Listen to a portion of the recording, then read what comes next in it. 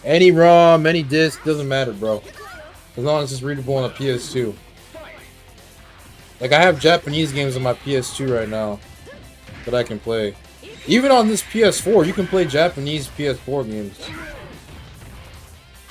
Like, PS3 is region unlocked out the gate, so you don't have to mod it, but PS2, PS2, PS4, PS3, you have to. No, PS2 and PS4 you have to. And PS1 is region locked also. What the fuck?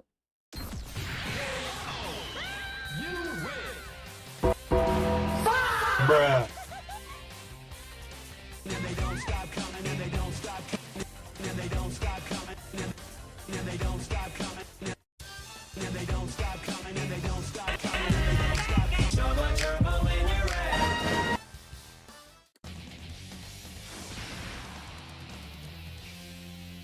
Sean Thick Lee versus Thick Lee? What the heck?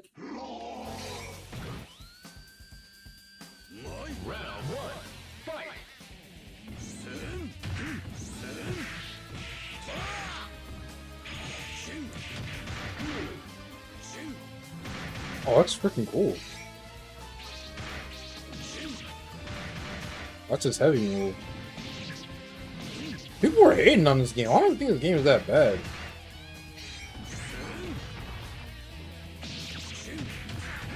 Crap, dude.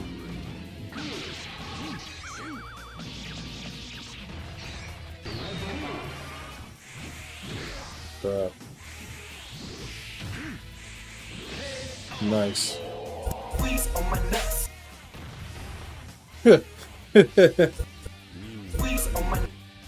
All we had to do was squeeze on my nuts.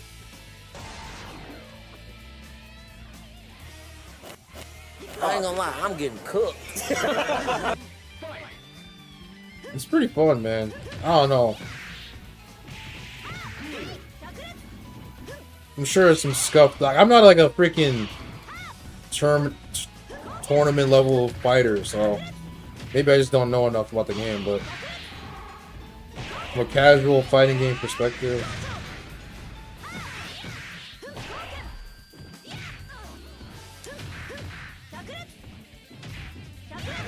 nice. Nigga, you bullshit. Number 9 Lord.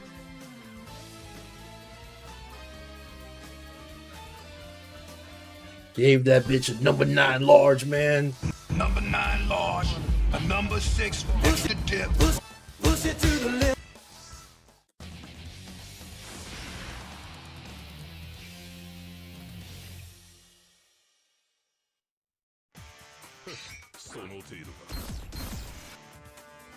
Round 1, fight!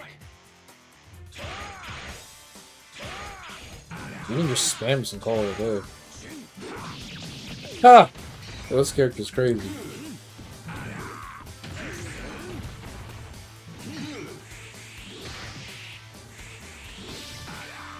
Dude, this character's crazy. He just did a Izuma drop or whatever from freaking Ninja Gaiden, bro. Is this dude real? Real life. This dude might be real.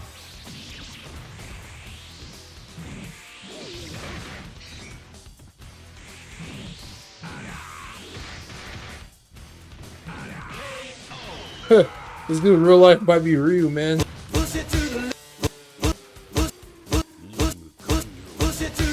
smell what the Rock is cooking? Oh shit. Here we go again.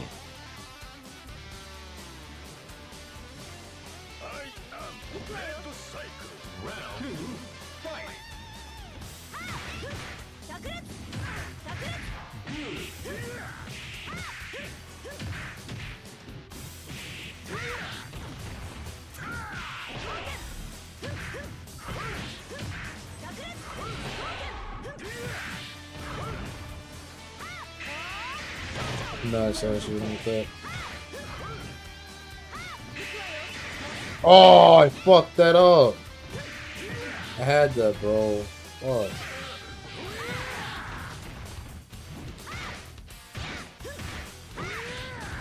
dude. Fuck you, man! Oh my dude. Bro, that's bull. These nuts. Got him! Freaking bull, dude.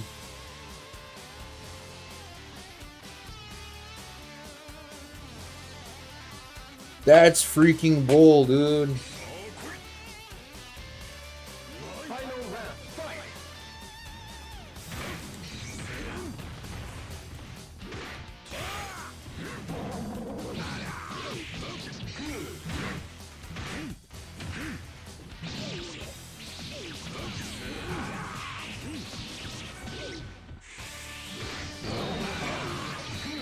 I don't even know what that ability does. You can just straight teleport out of moves, bro. Huh.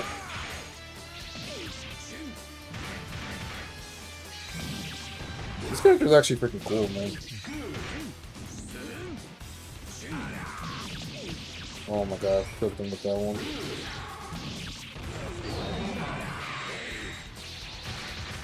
Come on, that didn't... I thought I was gonna kill him.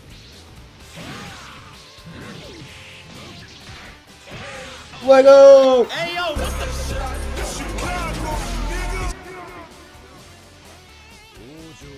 the Capcom Fighting Jam. Let's go.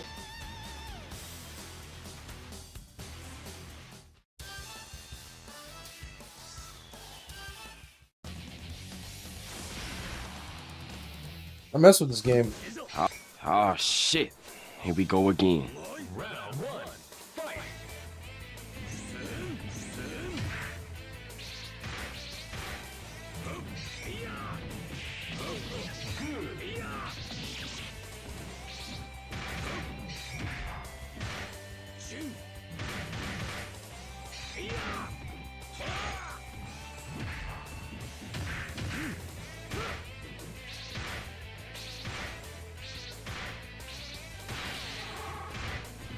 Do I have double quarters?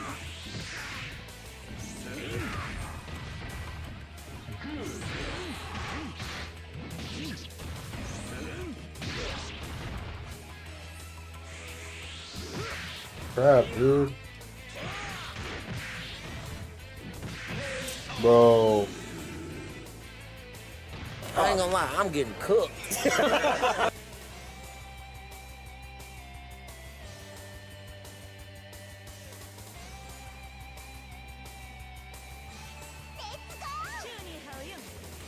We should about to get these fucking hands. I'm trying to say kicks. Oh.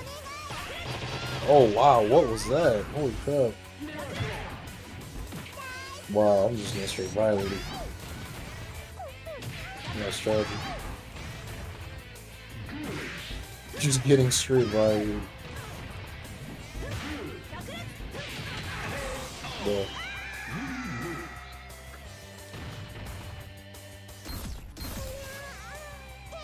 Straight violate.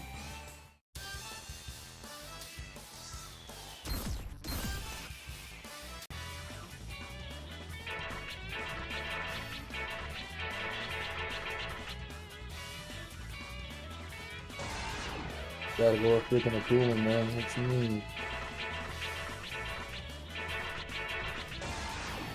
What you mean, man? We gotta go with freaking Akuma. Nigga, you bullshit. That's that AO character. Hey, yo, what the fuck? He's freaking extra AO'd out in this. Hey, yo, what the fuck? Shout out Capcom, man. Shout out Capcom.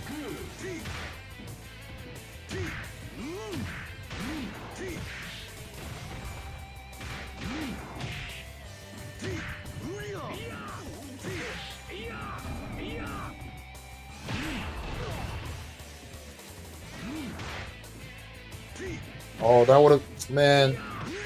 He was a Frank sooner. Fuck, dude.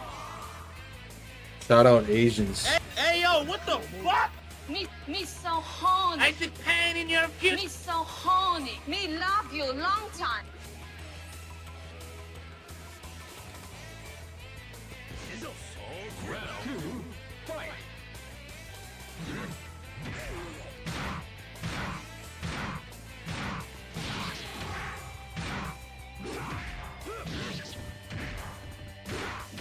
F you, dude.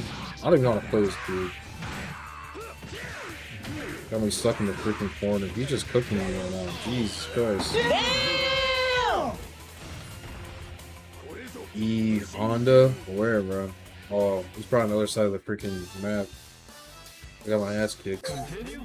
9, 8, 7, 6, 5.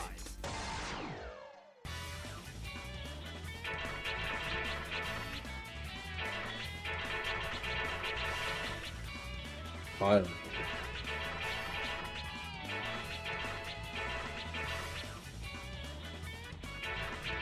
Why doesn't it have Morgan in this game? That's kind of weird.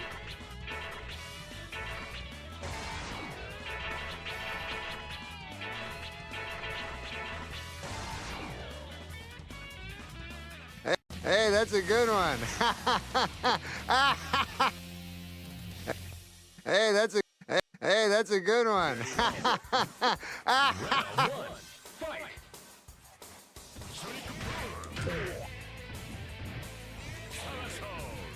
Somersault. Can never do the input like fast.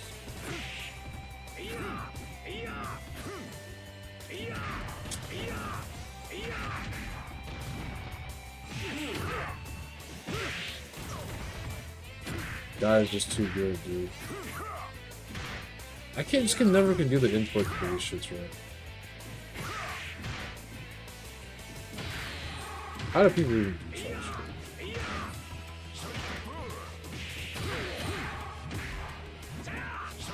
Nice, let's go. What did you say, nigga? You know what, motherfucker? Eat a dick, nigga. I'm tired of this mother. Yo, motherfucker. Eat a dick, nigga. What did you say, nigga? You know what, motherfucker? Eat a dick, nigga. I'm tired of this mother.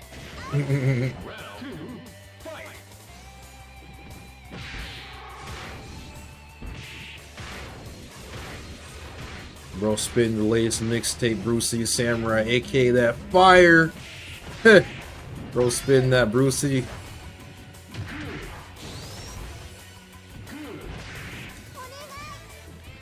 Bro got the samurai blunt flow on the screen right now.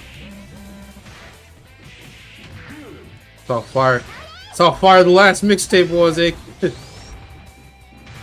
Oh my gosh. Alicia's trying to.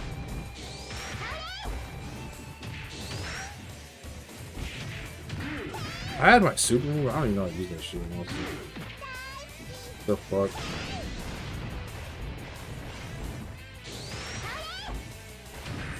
I genuinely am getting that. Ha! Bro, why is she playing like that? Make a milli. I appreciate that, bro. That's actually fire. Yeah, man, I still play it during the streams, and I want to make some more music soon. I've just been caught up with work, man. So, we'll see if I get the chance soon. Really been caught up with work, and I'm about to start college soon, so I do want to make more music, man. So I'm glad you're still enjoying my latest mixtape.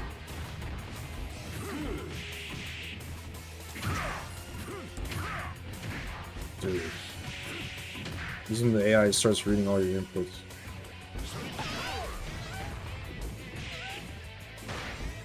Dude, show up. What did you say, nigga? What did you say, nigga? What did you say, nigga? Me so horny. Got the Ayo character. Hey, yo, what the fuck?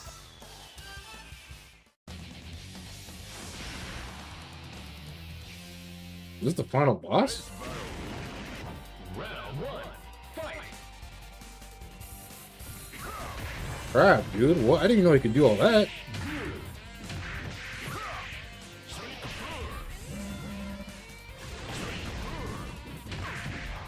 Dude, he's just doing stuff to me I'm not consenting to.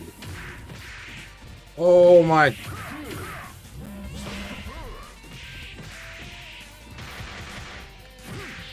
Nice uppercut. Dude, like, what is that? I'm on the ground, bro. Huh. Damn, son.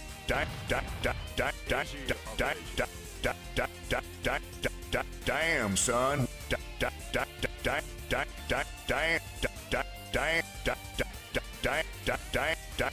Damn, son.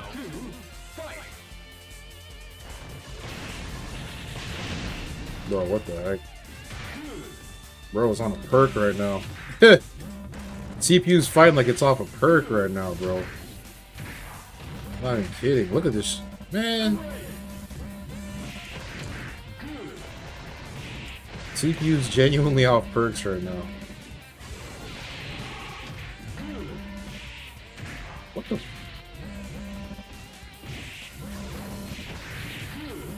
Bro, teleporting behind me and shit.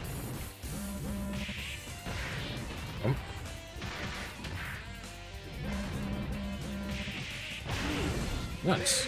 I cooked his ass. Geeked up playing Xbox all day. Geeked up playing Xbox all day.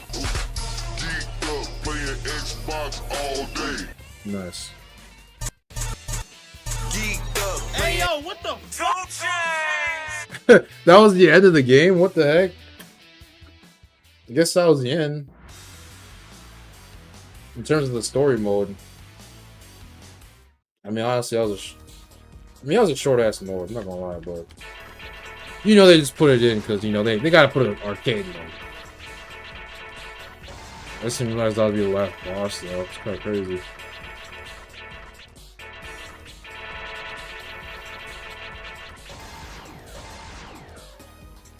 They must have amnesia. They forgot that I'm him.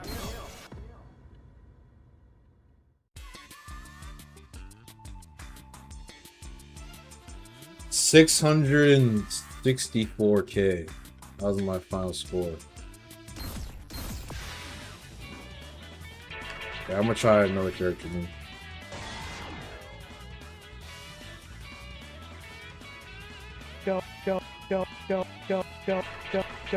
Donut man, donut man. Shout out to all the AOs in the building. Hey yo, what? Hey yo, what? Hey yo, what the? Hey yo, what the? Round one, fight. Shout out to all my AOs in the building. Oh shit.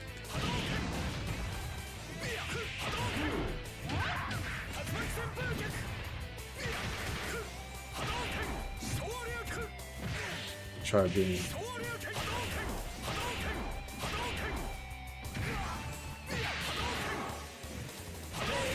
I was trying to do my super bowl though. Double quarter circle, pawn strike.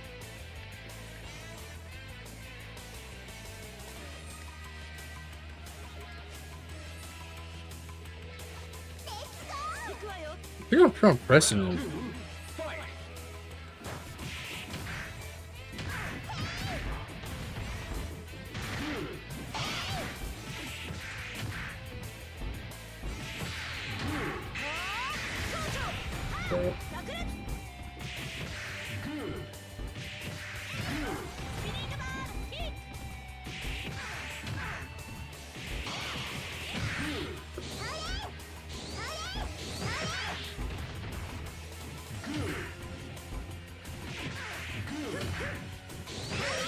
Let go!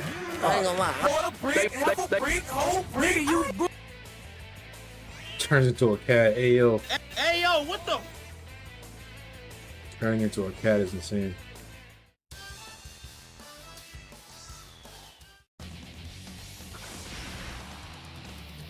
Shout out to all my AOs that watch all 0.01 of them. Hey yo, what the?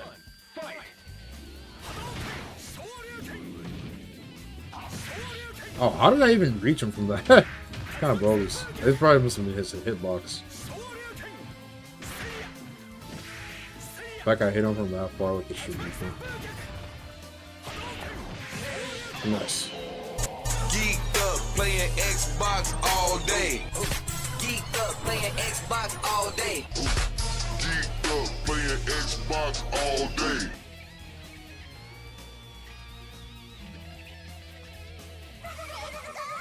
I'm gonna try not to lose a single round, but it probably just makes it same.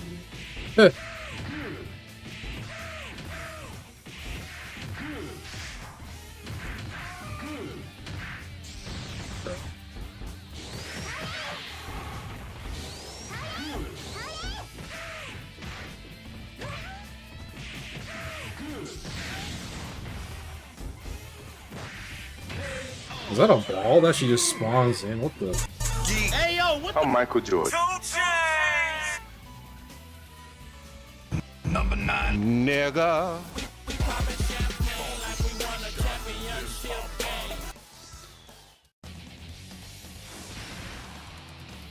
Yes, sir, yes, sir.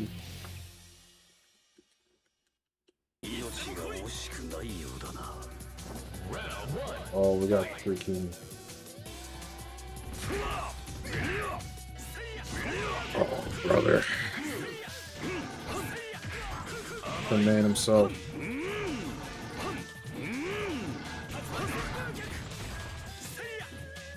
See, I fucked that into that. Wow.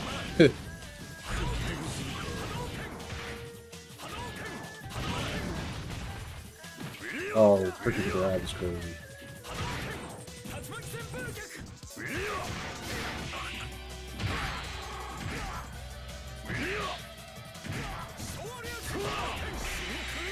Let's go, that was clean.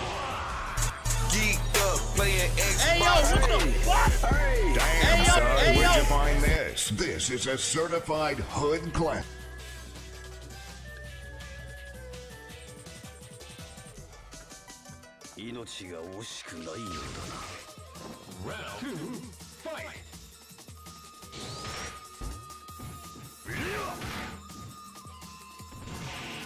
Crap.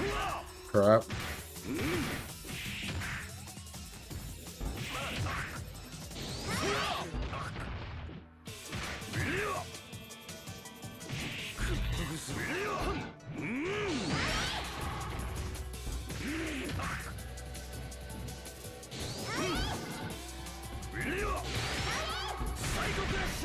Nice.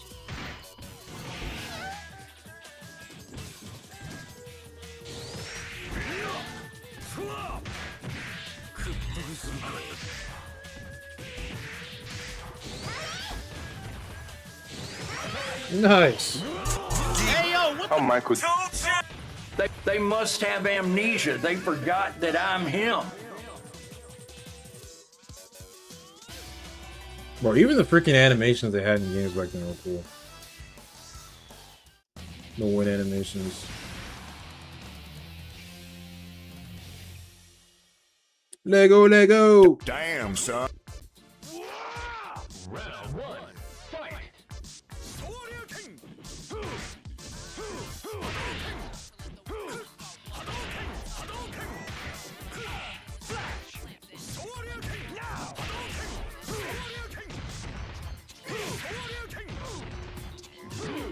Dang, I just got fucking power bombs. Shout out Batista, man. That was my Kevin Nash, man. That was more like the jackknife power bomb. Bro's out here giving jackknife power bombs. Kind of insane. Oh shit. Here we go again. All we had to do was follow the damn train, CJ. Bro's out here doing jackknife power bombs. Round 2. Fight. Ryu versus the AO. AO strikes again.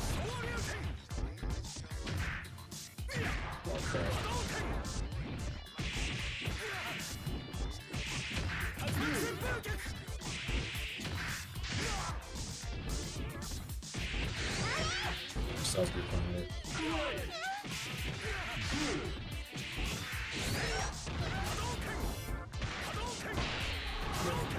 You ain't gonna spam that? Oh hell no. I dropped the input. Number 9. Say hello to my little.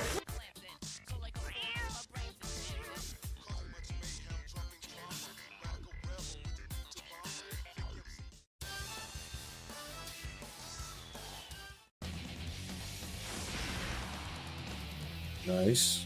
You don't hate me because I'm beautiful, nigga. You don't hate me because I'm. Crap.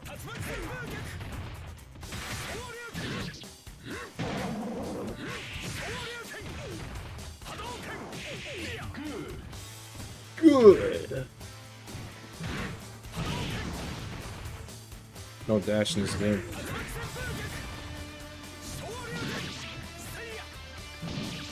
What's the point? He just gave me a fucking pile driver. That's pretty insane.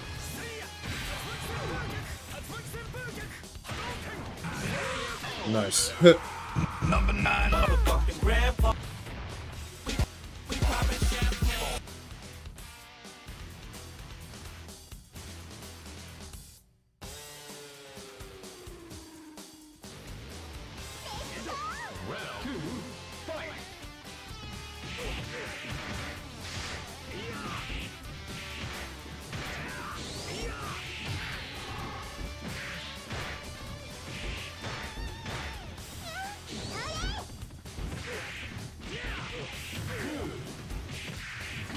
Crap.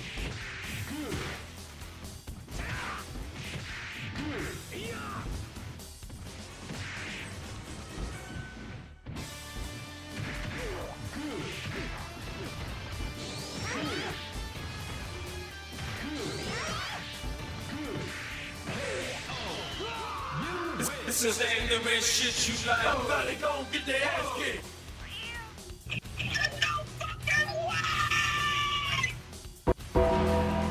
I'm Michael Jordan. Stop it.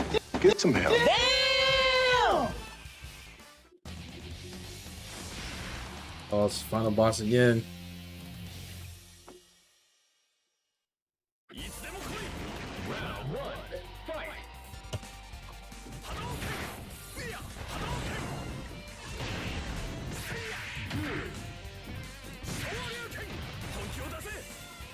Just taunting on your boy. He's one. Oh, well, 1 second, yo.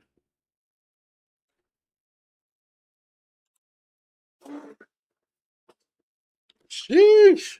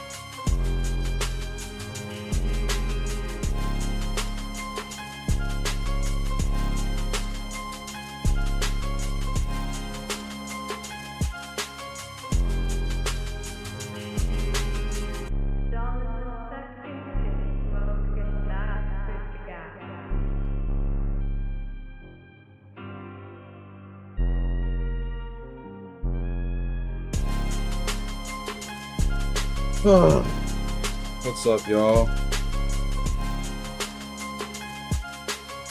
What's going on, people?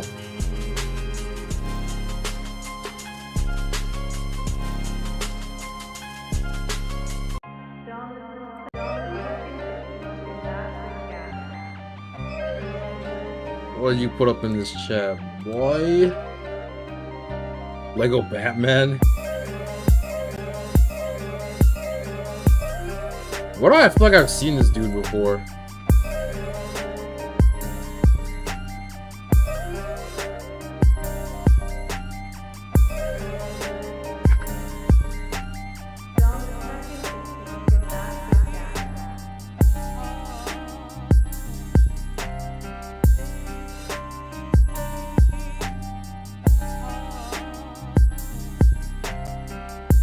Right there, play this.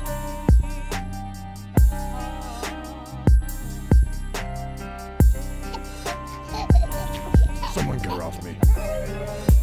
Next! Hey, Sarge. Batman, aren't you like 52 years old?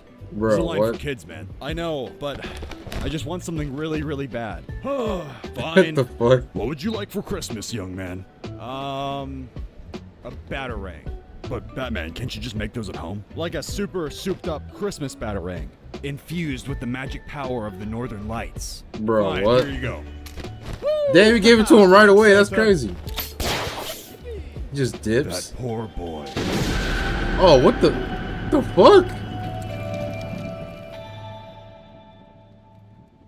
I mean, where the fuck should I really even start? I got The fuck, bro? I got my niggas cross the street. This shit's so random, bro. The fuck? Yeah, they twins, I can tell they ass apart.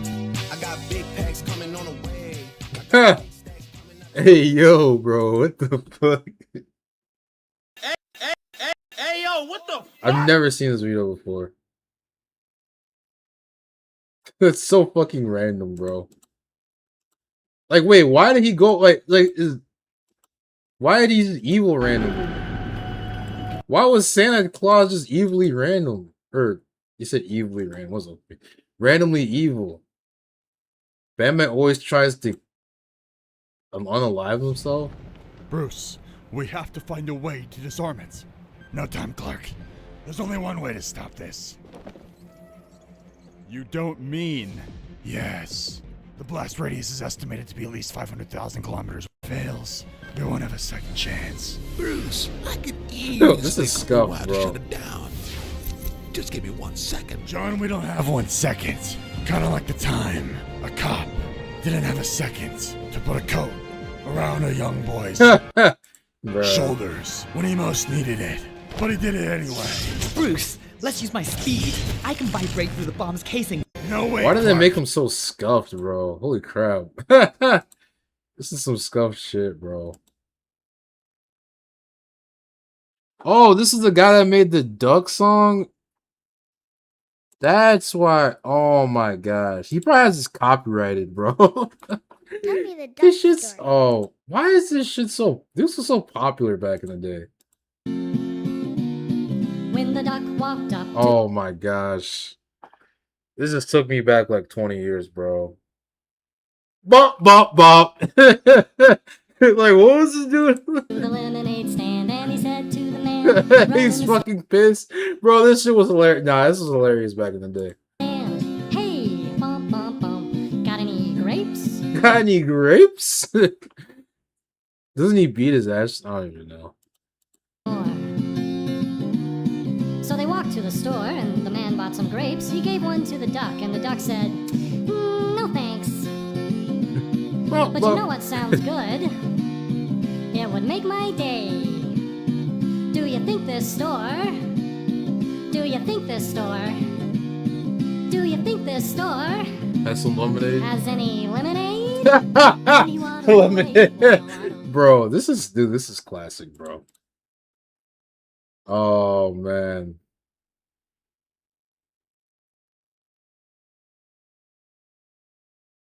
God, this shit takes me fucking back, bro. I completely forgot about the duck song, bro. Oh my gosh. That's why I reckon. I'm like, haven't I seen this dude? Dude, yeah, because animations used to be so popular back in the day on YouTube. Damn, bro, I forgot about this era of YouTube. Oh man, dude. Dude, that shit was freaking hilarious back in the day. I don't know why, bro. It was just so random, like that song was catchy too, bro. That shit was hilarious. What the heck? I was reacting to something else and like quick. I don't even remember. The freak. Oh yeah, I was playing freaking. I was literally playing Street Fighter now. I clicked. Yeah, I really didn't want to wake you up. What the fuck is this shit? Oh, you've never seen me before. Fridge. Now I'm getting scuffed animations. Now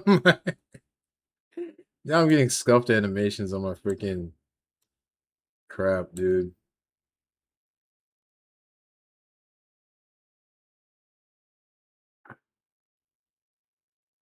What the fuck, bro? Should I react to old X-Play clips? Oh man. Some dude got his whole NES collection stolen. That's fucked.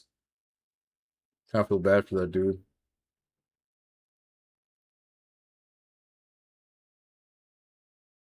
The fuck? 4 midgets race? The fuck, man? The fuck is my YouTube algorithm? No, it's just spawning random ass videos now. Since I looked at freaking Super or that Duck song, oh my algorithm is scuffed now.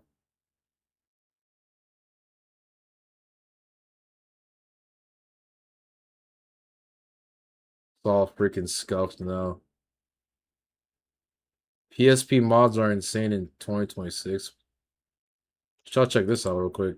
PSP mods is pretty cool. This is one of the best portable gaming experiences that you can buy in 2026. Just let that sink in for a second. So for whatever reason, it seems like the PSP has become really cool again. And of course, I'm not at all immune to hopping on the bandwagon. And so I've been messing around with a couple of... Dude, I need to get a new screen for my PSP. My PSP screen is scuffed. Like, it's fine. Don't get me wrong. I play hella games on it. It's fine for what it is, and I got it for pretty cheap. But yeah, the screen has some, like, damage on it. I don't know. It's clear. It's fine. I can see through it just fine. But like, it has some weird like stain on it. It's clear, but it's like LCD burn damage basically. But I can still play on it just fine. Like if you look at it, you don't notice it until you look at it from a certain angle and you're like, oh, it's like that. But if you look at it like face up when you're playing the game, you can barely notice it. But if you look at it at a certain angle and the light hits you, you're like, oh, you'll see it. It's kind of crazy. Videos like that. Videos like what? Videos like these nuts, ayo. These nuts. Got him. Fuck them. That's nuts. Had to do that to you, man. Sorry. Hey yo. Yo, what's up, Retro? How you doing, man? We just chilling, man. Damn, son. Yeah, bro. I was playing Street Fighter, the scuffed Street Fighter game, and now we're reacting. I was reacting to stuff earlier, the Gamescom stuff. There are some cool games, but I wasn't really blown away by anything, and now we're just watching seeing what my YouTube feed is just fucking crazy right now. So these PSP 1000s right here, and I have to say, the PSP is actually a really cool system. You know, somehow I just feel like the PSP... Bro got the Japanese. He's trying to flex on this, bro. Like, hey yo, hey yo. Bro trying to flex on this. He has a little bit more charm to it, especially once you have a UMD in your hand. And you're loading your games on optical media in something that's probably a lot smaller than your phones. And this thing, he got dude, that shit's clean. He got some dude. I gotta mod my PSP on some shit. This is clean, bro. Bro, if you modded it like this, it just looks clean. You just want to play it just off the fact how clean it looks. 2 resolution. It's got like the same pixel density. This shit came on this console came out in 2005, bro. That's crazy. Yeah, but he did. To be fair, he did add some mods like a USB-C. That's just extra. Not saying you shouldn't do that, but you gotta take the whole case apart and shit, and solder some shit to get things as clean as possible. But overall, I have to say that the PSP 1000 is a very solid feeling console, especially the UMD mechanism where it will. I hope they bring back old YouTube and get rid of the copyrights. Oh man, that's never gonna happen. Dude, copyright on YouTube's been bad for like since like mid 2010s, man, to be honest. I think the main reason why you just have to make original content. I mean, even if you do use other people's content, like how I am right now, like reacting to it, like adding my own 2 cents and now legit just playing other people's videos just for ad revenue, you gotta actually like add your own 2 cents to it. Before, the PS2 was still Sony's main console, and so to see games coming out on the PSP that really rivaled some of the PS2 release counterparts. Fact, dude, I'm not gonna lie. Some of these PSP games have good ass graphics. I'm like, yo, what the heck? Really cool. Even if you're just wanting to learn how to program Homebrew for a console, the PSP can teach you a lot of very fundamental things. Of course, the open PSP source is probably SDK one of the easiest consoles to mod of all time. They literally modded it like the same month it came out. The mini USB port right there. I just hooked my PSP up to my computer, and I was able. Dude, I play my PSP now. I mean, I didn't have it back then. I had a DS back then, but even my DS, I still play my DS, dude. Like I have so many games on these consoles I need to beat still. I'm trying to beat the Final Fantasy 1 PSP remake. I'm trying to beat this Ultimate Ghosts and Goblins on there. Those are 2 really good games on there. They're hard though, because Final Fantasy you get lost, and obviously Ghosts and Goblins is bogus, but always connected like you do with all of your modern devices. And of course, on both of my PS, at least demonetize the one that still lets play music. Oh yeah, I mean, dude, that's why. I mean, that's one of the main reasons why I like playing. I like playing independent artists, and I like playing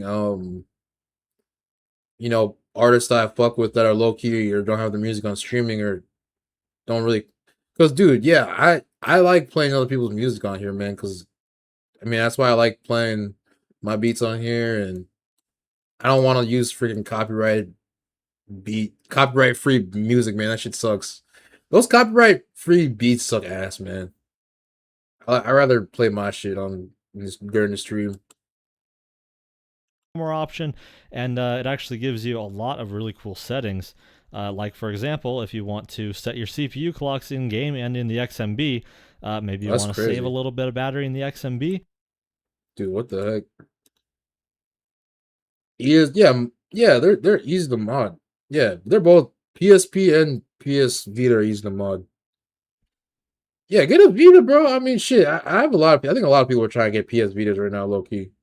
GA2 support, so you can connect it to somewhat modern Wi-Fi routers, and a lot of other really helpful options that just make the PSP a lot nicer to use. Something that I did really want to try that just seems like it's a perfect fit for the PSP right here is actually emulating Game Boy Advance games, because it's really kind of interesting to realize that this right here only came out like 3 years after the Game Boy Advance. So wait, Family Guy is 1998. Oh, have y'all seen this?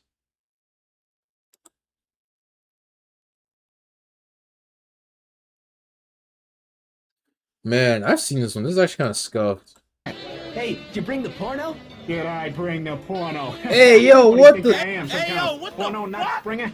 But don't you have pizzas to deliver? Bro, I'm gonna get freaking banned if I show this crap. Hold up. Hey, yo.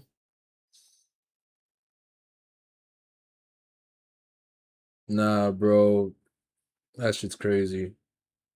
Have y'all seen the new Onimusha trailer? That shit looks pretty cool. The new Onimusha shit looks pretty dope. So to see something that had, I can already say that, and so I'm not able. Yeah, PSP is... Honestly, bro, I'm still on the PSP heavy. I have a lot of shit I need to play on the PSP still. 30 sounds 2000s kids will remember. Let me see this shit.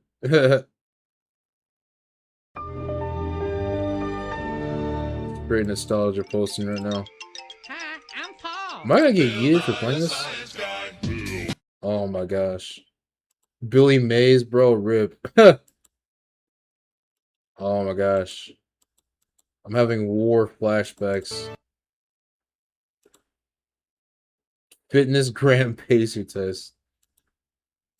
Bro decided to just every part of childhood, bro. Yeah. I mean my child. I know y'all, a lot of y'all older than me, bro. Kind of wild.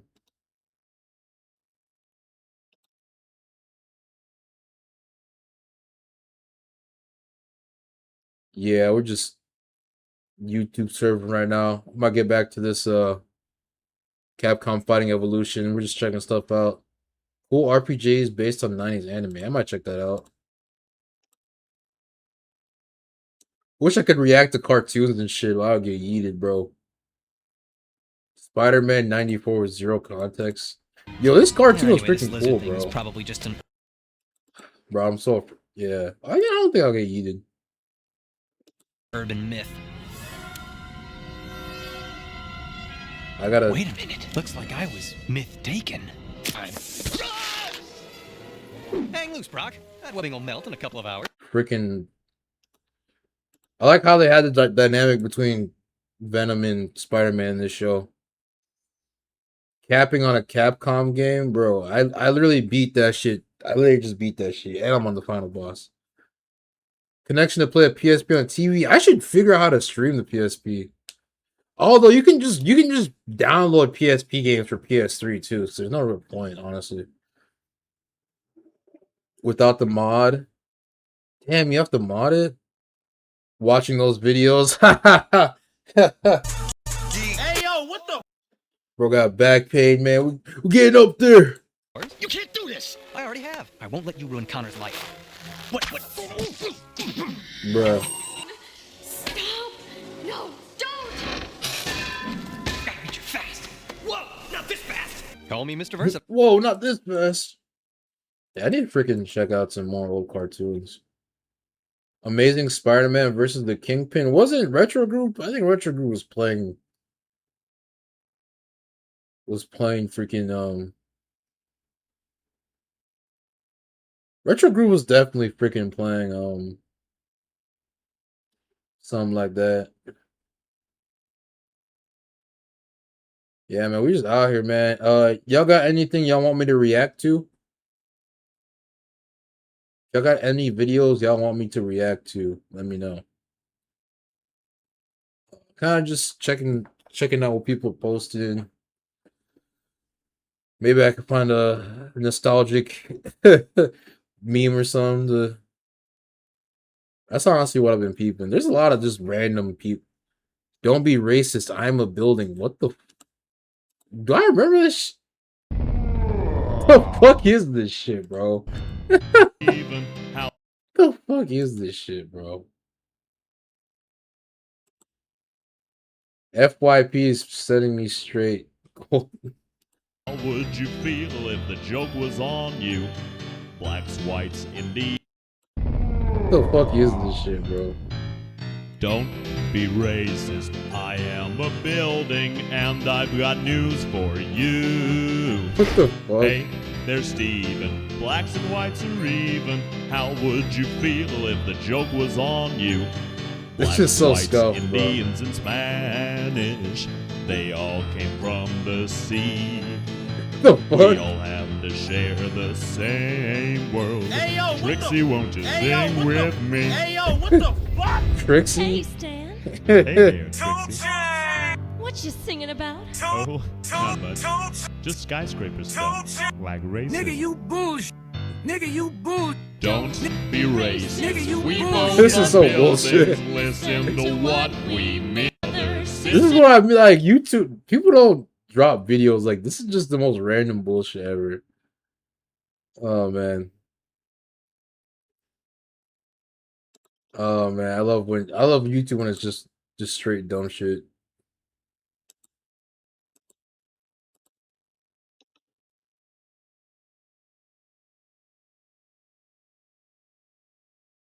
Turning my modded Vita into a Switch? What? This is my custom PS Vita dock. I designed it and built it myself, and it basically turns my Vita into a Switch. Let me show you. What kind of shit is Slide in your this? Vita, and it instantly fills up your entire screen so you can play any of your Vita games on your TV or monitor. Oh, that's cold, bro. Bro, you gotta do a hella extra shit to do this, though. You gotta actually mod that shit. I mean, that's dope, though. Freak. I designed it and built it myself, and it basically turns my Vita into a Switch. Let me show you. Slide in your Vita, and it instantly fills up your entire screen, so you can play any of your Vita games on your TV. Cool. I don't really. A Vita would be cool, but I already have a PSP, man. I don't know. PSP is already freaking cool. Your whole Vita library, your PSP library, PS1 library, and so much more, all on a much bigger screen. And when you're done, just pick it up from the dock and go. Listen, I mean, that's cool. Don't get me wrong, It turns your Vita bro. into a completely new hybrid device, a handheld and a console, just like a Switch. It's actually cool. I'm all not the gonna files lie. for free, so anyone can go 3D print one yourself if you want. We put a But lot of work and time into 3D perfecting this stuff, printed, and I want to show bro, you like- all of it, from the prototyping phase all the way to how to build your own. If you've been wanting to bring That's new life into your crazy. Vita, this is the best way to do it. I love the Vita. Even 12 years after this thing came out, I still think it's just a beautiful device that can play a lot of really good games just beautifully. I put a lot of time into this project, but why does the Vita deserve this much attention this many years? I switched my YouTube account to try to get a different algorithm, and now it's cooked. This is my custom PS Vita. Like, it takes less than a minute type of easy, and the community still keeps this thing alive this many years Vita later is because they're still backwards constantly compatible, putting out new dope. types of software for it. Which also means once Yeah. you want it, there's just an insane amount of games that people ported over to the Vita. Games that were never Oh shit! actually officially once you mod it, there's just an insane amount of games that people ported over to the Vita. Games that were never actually Yo, that's tough, bro. What? Hey, you gonna play Simpsons Hit and Run on this joint? Hey, yo, what Hey, the? hey, yo, what the fuck? That shit crazy. once you Yo, mod that it, shit's there's just tough, an bro. insane amount of games that people Hey, that's cool, bro. See, that's actually dope. Homebrew ports, yo, that's tough. ported over to the Vita. Games that were never actually officially released on the Vita, but modders Freaking found ways to cool, run it on dude. there anyways. Which basically makes it in some ways like one of the best portable PlayStation machines that you Freaking can get. bully Same on with PS2, yo, PS1, PSP, and PS Vita stuff, of course. How And does you it can keep run going. PS2 That's games? insane. That's insane. Literally. The fuck? Yo, man, Sony, dude. Yeah, dude, that's why they just if you mod it, you don't even really need to worry about it. If you mod it and if you mod your PS2 or PSP or PS Vita, then you're good. Okay, this all man. sounds great. A TV focused Vita machine. I was gonna I would pull up where to find it, but I would not be good for YouTube because that's considered. You know what? That can play all the exclusives and connect to a PlayStation controller and mod it to play all the exclusive games. Motherfucker, don't miss. Oh, behave. YouTube's about telling me to behave, bro. Oh, behave. Yeah. Yeah, baby. Yeah. That's a PS TV. You're just describing a PS TV. Why wouldn't I just go buy a PS TV? I mean, I guess technically you can do all this stuff with a PS TV. Yeah. So if you want to save some money, I think you can just pick up one. Oh my God. PS TV. Damn, fuck that. What happened? Okay, yeah, so I don't know what happened, but PS TVs cost just about as much as like a used PS5 now, and you can't take it with you. So at that point, just buy a cheaper Vita that can do both. It just makes the most sense. Okay, a lot of really cool stuff here. So what are we gonna need for this project? So of course, we're gonna need a Vita. I'm gonna be using my Japanese import PS Vita Slim that I got a couple Download years ago. whenever. These things still look Yeah, gorgeous, hopefully, especially man. when they're kept in a really, really good If condition. Sony doesn't There is a revoke the right way to buy these license, Vitas nowadays, so they don't get ripped off. I'm planning a video. They can do that all shit of at this any stuff soon, time. so let me know if I you want mean, more. I don't. Now, your Sony Vita doesn't really really. modded for this, but You at this never point, know, if though. you I haven't don't already know. modded your Vita by now, it's practically chopping. Sony can take away your games at at any time. That's crazy. I'll link a tutorial. It literally takes like 2 minutes to do. Okay, so let's talk about They the other hardware we're mostly gonna need to build don't, this thing. but By the way, if you want to follow along, I made it really easy to just buy everything. honestly, I all in one like. go, so you I don't have don't to know. guess. It's not like Along a with explanations big. of why I picked every part. I'll leave it in the description for you if you're interested. I mean, that's First things why first, we're you know gonna I need a haven't really Raspberry been Pi. buying a lot of I'm using a Pi PlayStation 2.0 games because it's recently, really tiny and we don't need a lot of power for what we're doing. I just don't This like one what cost me they're. $18, so you it's know, also pretty cheap. It just We're seems also too gonna need a mini sketchy, HDMI man. to HDMI adapter. I just don't like how they're like HDMI pushing port, like. so we need this so we can actually. It's put not in that they TVs don't. and They monitors can't and stuff. push digital stuff. It just feels like they're overdoing it. It's just a weird vibe, man. Like I don't really want to These are invest. called OTG hubs. I mean, I already have my That's what we'll get to PS5. It's a good This console. is Don't get me also really wrong. neat I don't because know, it also man. has a charging port that we can use to power the Pi. Sony's Might not moving a be little designed weird right specifically now, for this man. hub, though. If you want the one that I'm using, I'll leave the exact one that I'm trying out. Like they don't even want. They don't even And of care. course, They just we're gonna want need to a cable like. to connect our Vita. I managed to find They this just really flat blatantly are micro just USB greedy. micro USB cable You know that what I'm we can use. saying? Best part is that this one has no plastic. I just or rubber have around it. money. It's just the ports and the wires. which is Shoot, man. perfect Even for if you power. have money, bro, shit, it's still Oh, like and modding shit. Just get the cheapest thing you can find. It just needs to be at least 4 gigs. I got swear, this modding $5 at Microsoft. Modding I'm stuff. hoping this layout is starting to make sense. It's pretty simple, right? It's just like some games, all the stuff that I use is going to be in the description. Don't worry. Are just not Before worth. anything else, let's grab the SD Some card games are and just go set not up. worth going on. First, we're going to need to download two things on a they computer. just up the price on them so much, and The it's Raspberry like Pi image tool. if you This is an actually app that'll play let the you flash and game, SD card, which you're then gonna plug into scratch the Raspberry Pi. disc. You're gonna Number two, actually Media like, Dock Plus. especially on a This is the actual PS2 or software that will run on the Raspberry Pi PS2, that will bro. display and Bluetooth and stuff If like you that. genuinely It's a play really your impressive games, tool. bro, you're gonna And that's scratch it. the disc. All right, Bro. let's open up this Pi image tool and let's pick out our Pi that we're running this on.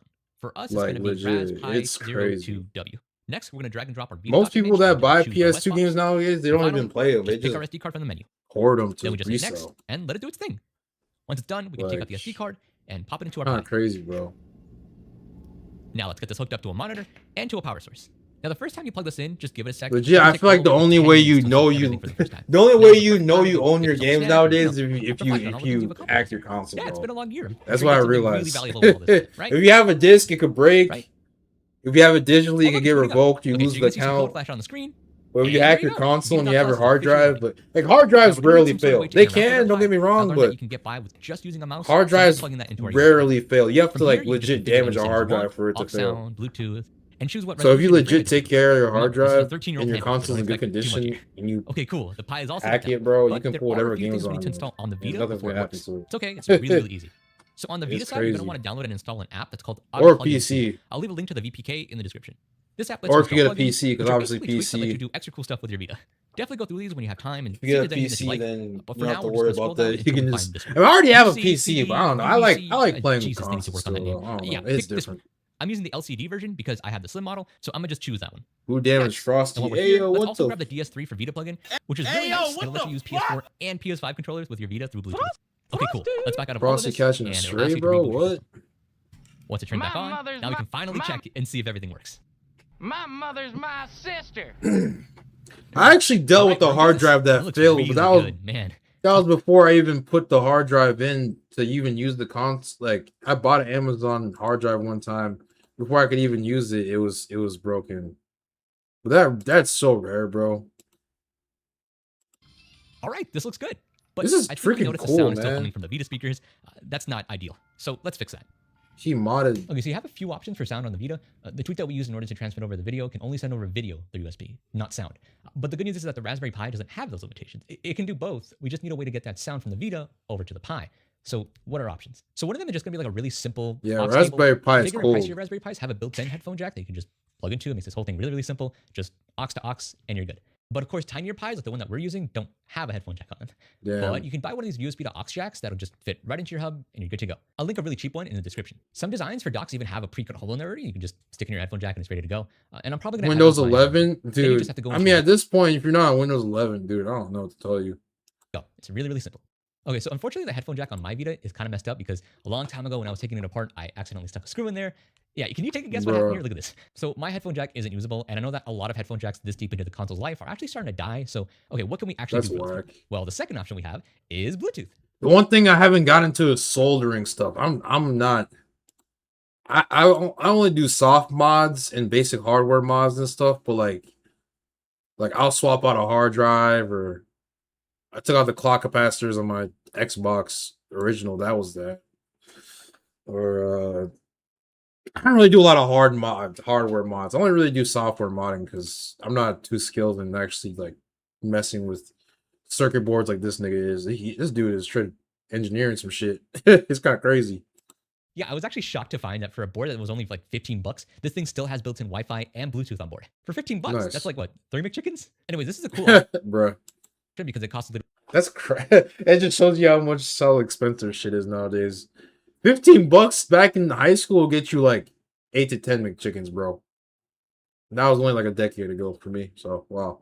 $0 in extra hardware or wires or anything. Crazy to Let think, me show you man. how to set it up. So first you got to click on the Bluetooth icon and then make your device discoverable. From there, on your Vita, you just go to Settings, Devices, Bluetooth Settings. and then you go XP's to your Vita. borked. Dude, everything I don't know. else If you're on anything lower than the latest Windows, then you're just not gonna. It's just too risky nowadays, man, to not be updated on your Windows. Because, I mean, don't get me wrong. There are some modern Windows updates that can fuck up your computer, but they have the latest security patches. So if you're not on the latest Windows, then you're way more susceptible to getting hacked, because Windows on lower operating systems is really dangerous, because hackers can find ways. If you connect to the internet on lower Windows, there's ways that people can like scrub the internet. They literally scrub your IP and look for ways to hack you if you're on a lower operating system. Like you know how people hack consoles and shit to put like, that's how people hack old firmwares of computers and shit, old operating systems. Because if you're on an old operating system, there's way more security vulnerabilities, because that they're not being. There's always security vulnerabilities in software because they're written by humans. You know, even with AI, you know, AI is going to make it even easier to hack people now, because they're going to be finding new ways to rewrite the old code for old software. So if you find someone that's on Windows 10, they're probably going to find a way to hack Windows 10 to where you can. They probably already have, man. So I don't know, man. Like, yeah, that's why I always update my. You don't have to be on the. You don't have to be on the latest update of Windows, specifically like the most up-to-date one every time, but you should be on the latest Windows OS. So if you're on Windows 10, you got to be on Windows 11. Like, up until they stop doing the security updates. When they stop doing the security updates, then you really have to. Before, if they're still doing security updates like Windows 10, then yeah, you're fine, because they're still doing the security updates to where it's not easily hackable, because Windows or Microsoft's actively patching the exploits that people find when in the code or whatever the OS is. Because there's a bunch like all these Russian hackers and shit. They're always trying to like find ways to get into people's bank accounts and shit, man. So, you know, steal people's information, man.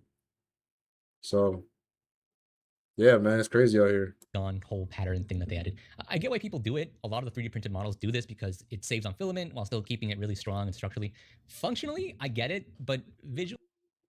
Soft mod is easier for me. If you mess up the hardware mod, you're basically screwed.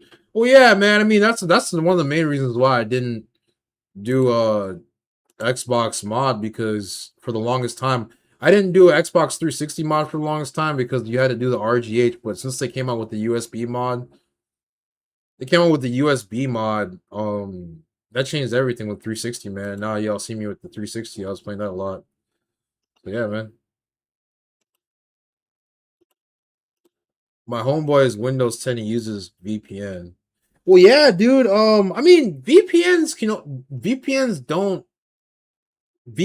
doesn't relate to the Windows, it relates to your internet. So the VPN stops them from seeing where you're located, but doesn't change the fact that you're still using an old software, you know? Like, I can use a VPN, but if I'm on the old I'm not saying he's gonna get hacked. I mean, people use old devices all the time and don't get hacked, right? So I'm just saying it's a bigger possibility. Like, people try to look for people on older because usually if you're on an older operating system, that means you're probably not as tech savvy, which means you're probably more susceptible to phishing, like clicking unnecessary links or falling for scams, you know what I'm saying? So it's just there's different levels to like hacking and shit, bro. It's so many different levels, man. I mean, I kind of go to school for this, so I kind of have to know, but yeah, man. For real, man. You gotta really like watch your back out here nowadays, because people are always looking for ways to steal your information. I loved the angle that this came in. Literally nailed it first try. It's low to the floor too, exactly how I pictured it in my head. And look, ports in the back. But as you can see, it wasn't holding the entire Vita, so we'd have to fix that. And I wasn't a fan of the rounded idea on the front. Not sure quite yet. If we had like a slant there instead, that'd be cool. Okay, version 2. It's a bit wider now, definitely filling up.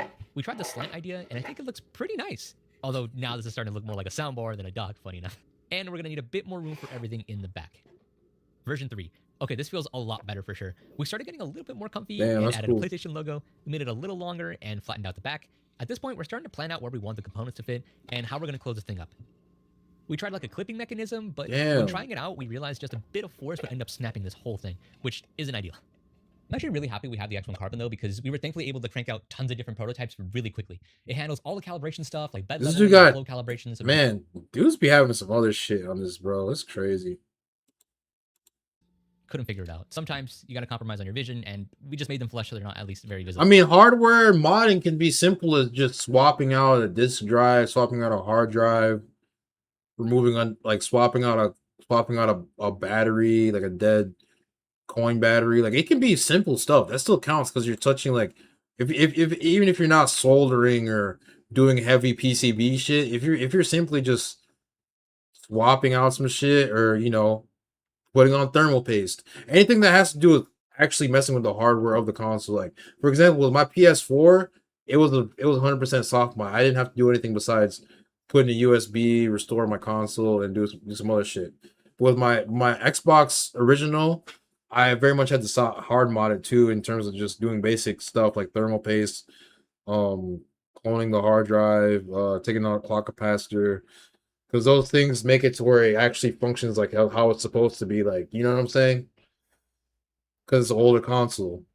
But on my PSP, I mean on PS2, I guess you could say it's a hardware mod since I had to put the SSD in. But that's barely a hardware mod. That's like plugging in some, Even if it doesn't seem like a hardware mod, if you're messing with the actual like physical hardware, like the actual console itself, to get it to do something outside of what they wanted, like Sony and Microsoft did not want you to freaking open up your PlayStation and put a hard drive in there and do all that stuff to exploit. I mean, they could care less now because the consoles are old. I mean, I think they don't care, but either way, they did not anticipate you messing with it. They just wanted you to plug it in the TV and play it.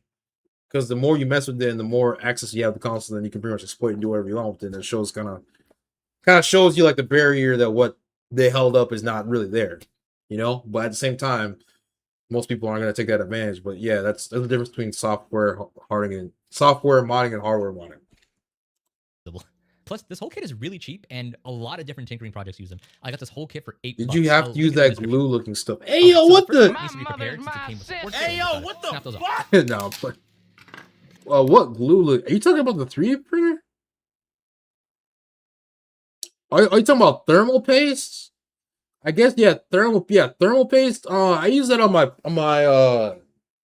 I had to put on brand new thermal paste on my original Xbox, man, because obviously most people don't change the thermal paste. Most console owners do not open up their console or try to fuck with it, obviously, because it's their console, right? They don't want to fuck with it, but I fucked with consoles my whole life pretty much, so I'm at the point now where I'm not too scared. I don't solder and stuff, but I feel fine opening up a console and looking at the insides because I've messed with computers a lot. So, but yeah, I had to put on thermal paste, and dude, they haven't switched that thermal paste.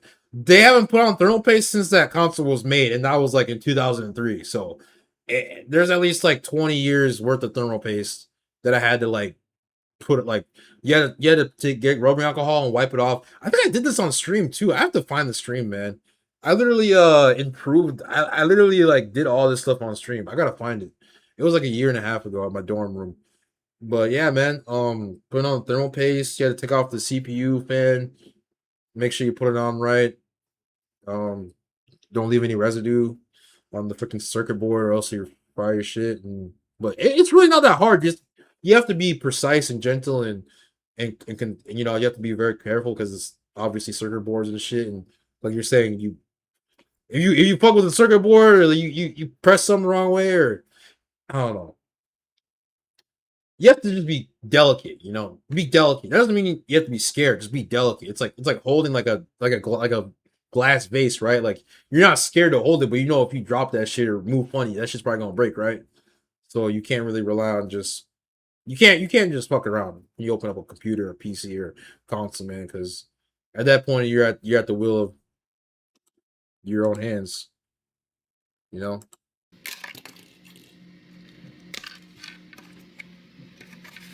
first things first, we're going to slot in our USB port.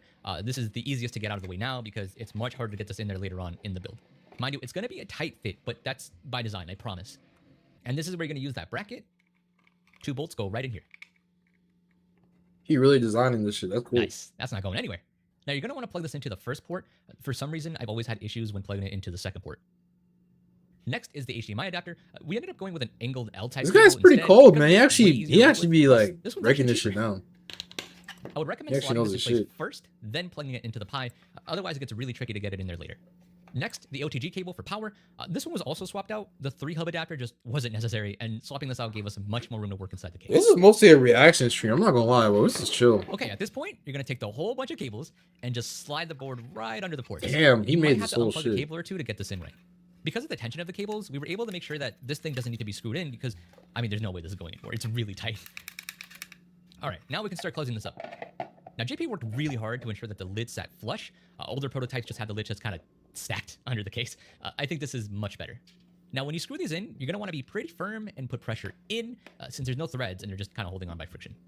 Also, the screws have to be flush, otherwise the lid won't sit right on your desk. If you see your screw that looks like this, you're not done yet. Keep screwing until you can't see it anymore from the side. And lastly, of course, the finishing touch here, the logo. The fact that you can do this yourself too if you have a 3D printer is really cool. And that's it. We're done. I might be a bit biased, but I think this looks perfect. And I promise you, when you feel this in your hands, it's not. I learned how to build it. Feel solid, dude. Yeah, honestly, dude, you can. Yeah, if you look up a tutorial, man. If you look up the case, look up the type of case you want to build for your PC. That's like the main thing, because you have to know what case it is. Because if you look up a tutorial on how to build this tower, look up the tower and look up how to set up. You'll see someone that literally breaks it down. But you have to know the name of your PC tower, like an ATX whatever 50 from NZXT or freaking Alienware, right? Like you look that up. And you have to look up tower builder or something like that, and they'll show you how to make it every time, bro. It's pretty sick. Too, I think white plus any color honestly looks really slick, including this galaxy material. I used to really be in like PC building stuff, but I kind of took a backseat to more console modding stuff because PC stuff is just so expensive, man. Or I call this one espresso for those more in love with honestly, but building PCs is cool too. I just feel like modding consoles is a little more fun and a little more of a challenge for me, even though I mean most of the mods are already made for you.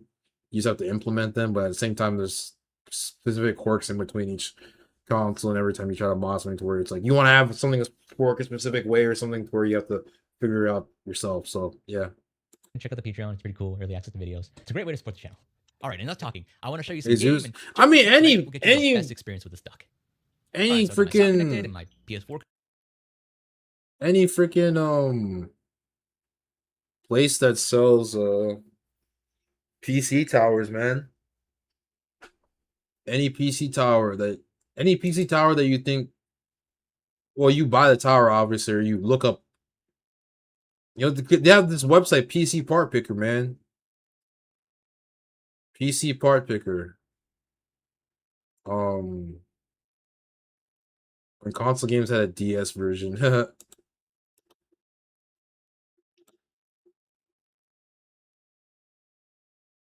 Yeah, man.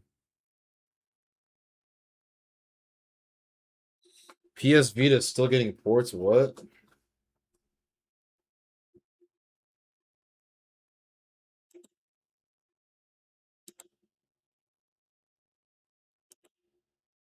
Handheld, largely thanks to the homebrew community that have ported. Over the past couple of years, the PS Vita has become my all-time favorite handheld, largely thanks to the homebrew community that have ported nearly my full category of favorites. Here's a look at what I've got installed. Switch game? Animal Crossing, COD Black Ops Zombies, Cuphead, Roller Coaster Tycoon 2, though nobody plays it on Vita because it's too slow, Serious Sam, both encounters, all the classic Sonic games, Star Fox 64, Super Mario 64, Super Crate Box, Super Hexagon. I always wanted this on Vita back when. Now thanks to the community, it's finally here. And I got Unreal Tournament. These are just some examples. There are hundreds of homebrew ports to choose from. You can also... That's just why I'm telling y'all to mod your fucking consoles, bro. It's not even about money, bro. It's about just so much more you can do when you mod a console, bro. Like, you're literally saying, fuck you, Sony. I'm going to do my own shit. See this one right here? Hold a real special place in my heart, B. The Sega Dreamcast. Noisy Butters do that. A lot of people. Dude, that made the Vita. That made me want to get a Vita. God damn, that shit's cool as fuck. Geeked up playing Xbox all day. Geeked up playing Xbox all day. Geeked up playing Xbox all day. It'll work, but this was crazy. People was walking around with the memory card without the system really feeding the gigabit or whatever was going on and all that. You put that in here. Yeah, it's cool seeing like ports of like flash games or old school like web games on modern consoles. Some extra they literally make. They literally make. And then you know what I'm bringing out is only right. Sonic Adventure, B.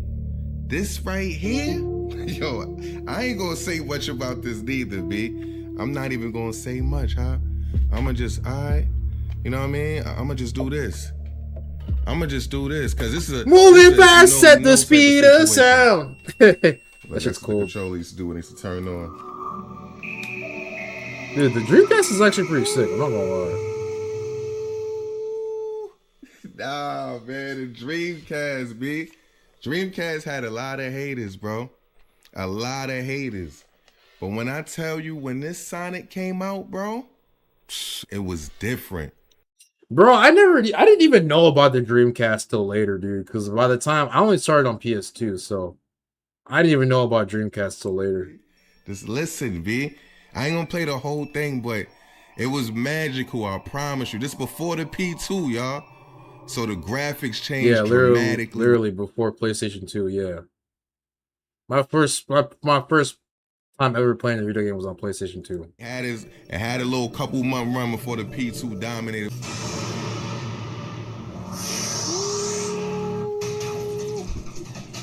Nah, Sonic was coming like a movie. Shit was a movie. Hey yo. Yo. Came through like a movie. B.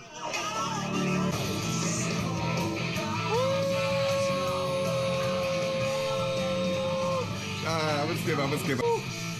You know, I gotta start off with the big homie. Look at the. They were cooking with this one.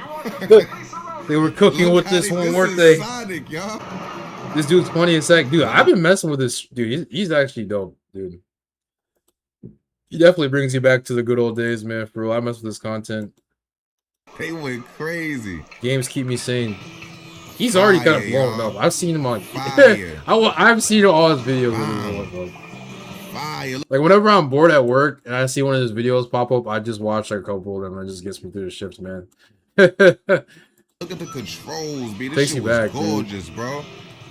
On a PC, you could bring out the graphics even more. Like you barely see people like legit. Like I mean, obviously a lot of people game nowadays, but like it's like you barely see influencers or people that like just enjoy games. Like legit, they just enjoy. Like people want to do so much extra shit. Like I feel like he's blowing up because he's legit. Just like he's like, yeah, what's up, yo? Like we about to play a class. Like that's so chill, bro. Most content creators do so much extra shit. Yeah, and New York. Yeah, no, he's from New York. Honestly, having a New York accent, people love hearing New York accents. That's like a cheat code. But even besides that, it's like, dude, people rarely just do a short. Just like, yeah, bro, I'm having fun. Like, people always have to do extra shit or have a bunch of text on the stream. Or I mean, even I do it. I mean, having like the text on the stream, like all the extra shit. But like, he just legit just be in the crib, popping the disc, man. Like, let's go. I ain't gonna lie. See this one right here? Like, that's the vibe. See this We're one freaking right missing here? that vibe for most game content creators. I mean, honestly, that's kind of why I do my streams how I do, man. Because I mean, I'm sure y'all probably get more of a chill vibe for my streams than.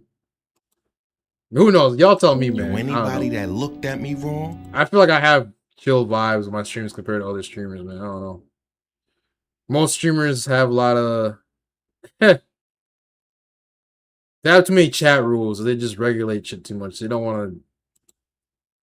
Or they don't get. Most streamers don't really get jokes either. That's why I realized it's like. If you say something in the chat, they just take it like seriously. I'm like, or they. Not like offensive, but like they'll take it like face value unless like you like know them in the chat. You know what I'm saying? Y'all. I know I get hyped with Time Crisis is sick too. this shit. I used to Oh, wish you're shit like lagging, this man. so bad back then. Y'all don't even understand. Yeah, I would just restart your app if you're lagging, dude. Let's go. Let's go. Dude, Let's Time go, Crisis y'all. is Come sick. on, B. We bringing back everything, you heard? I played this in the arcade a couple times throughout the past year, man. It's freaking dope. Dang. Back the fuck up, nigga. You stupid. Back the fuck up. Y'all call me if y'all need help out here, B. I'm telling you, I ain't playing, y'all. I ain't. Yo, but what's better though, Time Crisis or House of the Dead? I'm gonna have to go Time Crisis, but House of the Dead got some real fans though, for real. I think House of the Dead is low key more popular because I've seen way more House of the Dead games than Time Crisis. I think Time Crisis kind of fell off But House of the Dead, look, you got a House of the Dead got a remake like I heard it was trash, but I got like a remake like a couple years ago, I think. Man, you can do two hands pause. You go, you know what I mean? You can get in your Birkin with this shit. Bro said you get two hands pause. Bro said 2 hands pause. Hey yo. Hey yo. Back the fuck up. Why all y'all niggas looking like, man? It was sick. Oh shit. Oh, action. Niggas throwing shit. Hold on, who buzzing in the red? Oh, he doing flips and shit. I bet. What you doing, huh? Slow down. Yeah, dude, this is freaking dope. I'm on these niggas' tails. Call me, y'all. Call me, B. And you can do 2 hands pause. You go, you know what I mean? You can get in your Birkin with this shit. I don't want to cover the screen and all that, but I just want to. I'm not playing, y'all. I feel like that just takes you back, man. I'm glad people still make video like this. Trip just like I don't know. It feels like people want to do so much extra shit. Like this Nintendo DS Lite is about to look like the. Just freaking play the game, bro. Like, like for the longest time on YouTube, it was just about gaming shit. But now everyone wants to be like doing all this extra IRL stuff. I'm not saying you shouldn't do extra content, but like gaming YouTubers, bro, that was like the main thing. Like you could legit have a whole career just gaming. I mean, you still can. Don't get me wrong, but like now I feel like you kind of have to like do a lot more besides just. You know, y'all tell me, what do y'all think about that?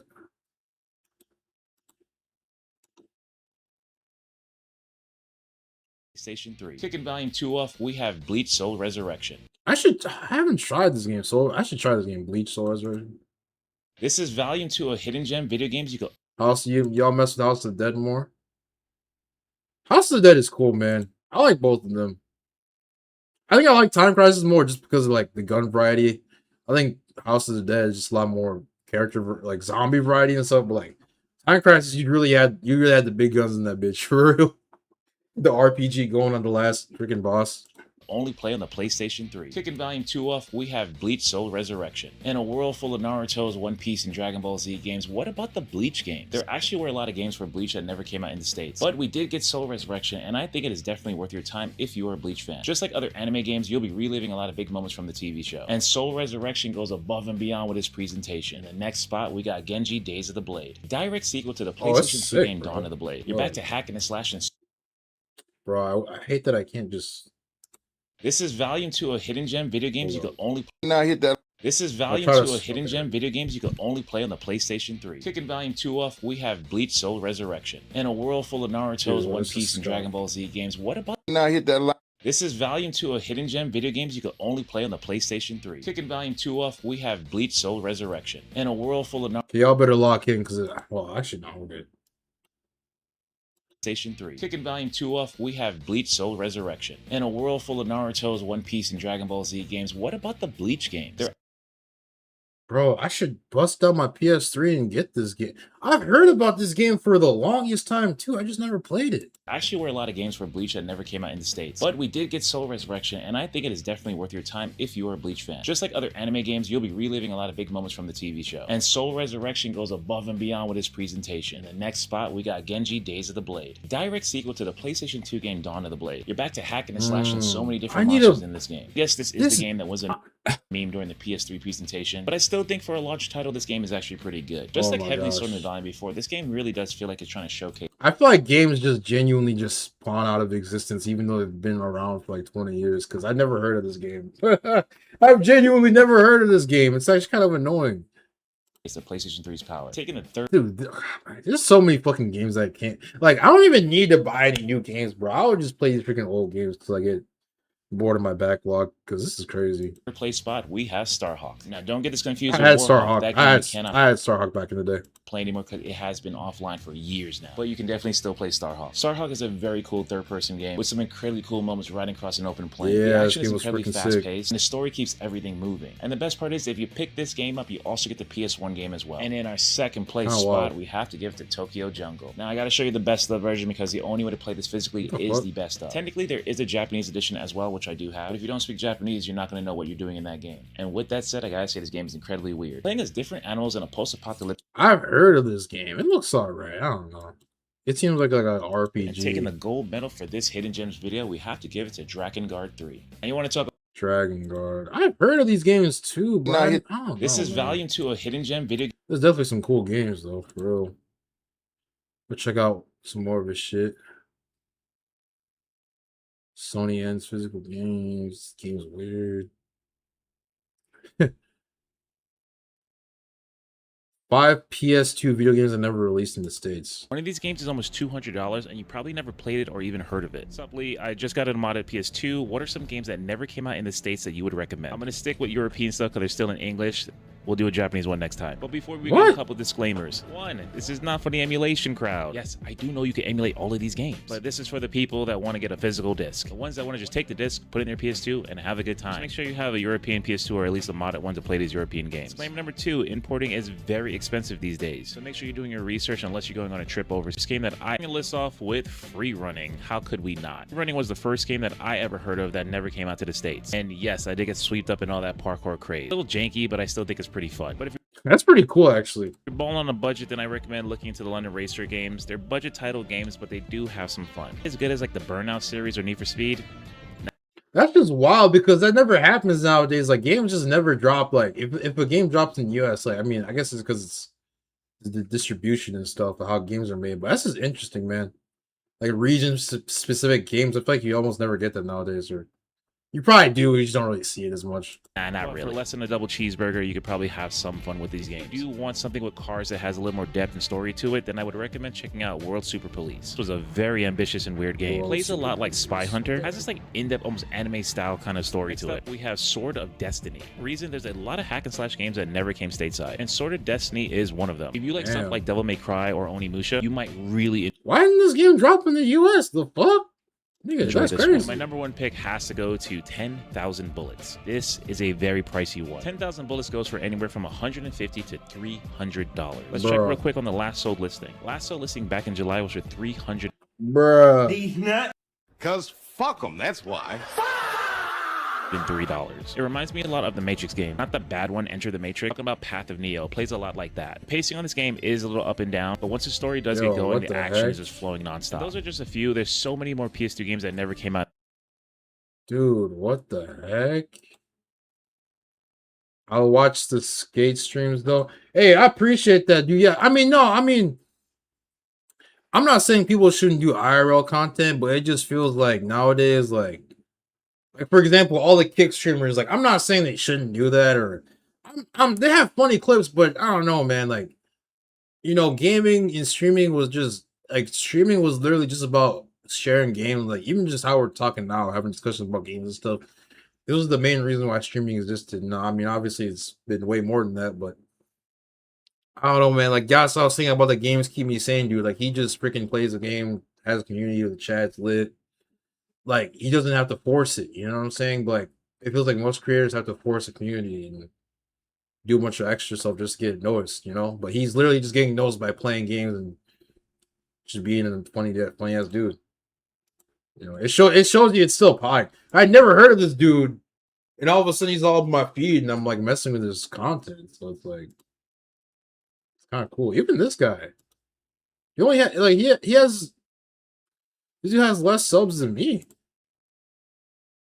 He's just been doing shorts. That makes sense.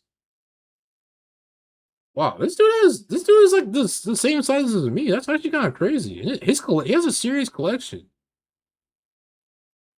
Yeah, this nigga gets the same amount. Yo, that's wild. Hey, y'all subbed to this dude. Actually, though, Leo Kami. Yo, that's cool, bro. Hey, he gets the same amount of views that I do. I'm not gonna lie.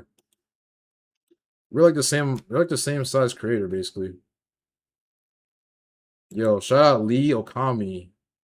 I have over 6,000 physical games that I plan to play, stream, and make content on them. Enjoy the journey. Wow. Will kind of help, but it's like one of these games is. Oh, I think he's on Twitch. He's more popular on Twitch. That has to be it. Wait, no way you're that like small. Pause. Wait, yeah, Twitch, yeah. Like, I'm no way, like, pause. No way he's that small of a creator.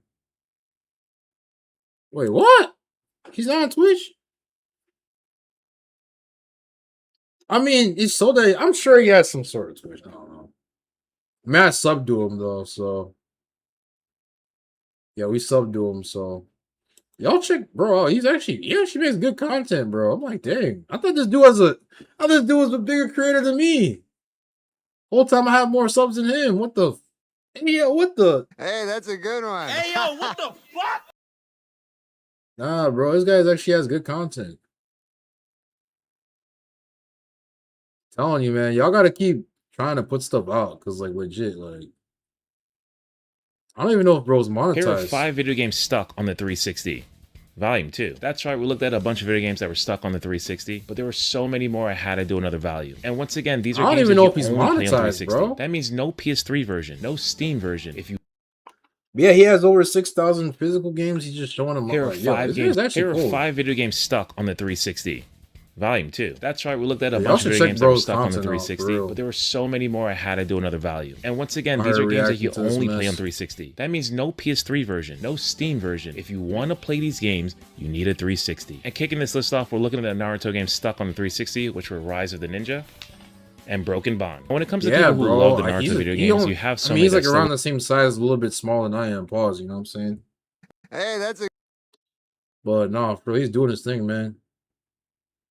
Even now, the look and presentation of these games just look phenomenal. For the people that like, he's actually putting this list off. We're looking at the Naruto games stuck on the 360, which were Rise of the. I just downloaded that. I downloaded that one to my 360 too.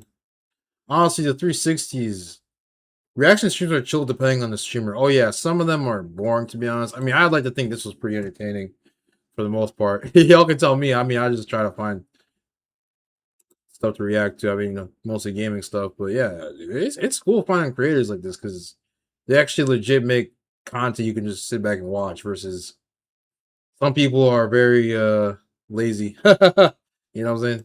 The Ninja and Broken Bond. When it comes to people who love the Naruto video games, you have so many that still love the Ultimate Ninja Storm games. But for those that actually play the 360 exclusive ones, we'll go Corey X Kenshin.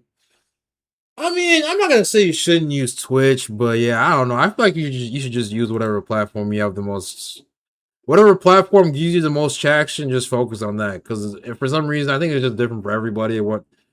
There's too many variables, man. The algorithm is so screwed up nowadays. I feel like that's why you just have to put out really good content like this dude that you can just flip on his channel and scroll through his shit and like binge watch his videos and like, oh wow, this dude's dope. Like, make really good freaking content and hope the algorithm finds you. I mean, you could. I mean, obviously you gotta promote yourself and stuff too. But like, yeah, this dude legit. Like, I don't even know if dude's monetized. Here are 5 games stuck on the Xbox 360. That's right. He's legit just making good content, man.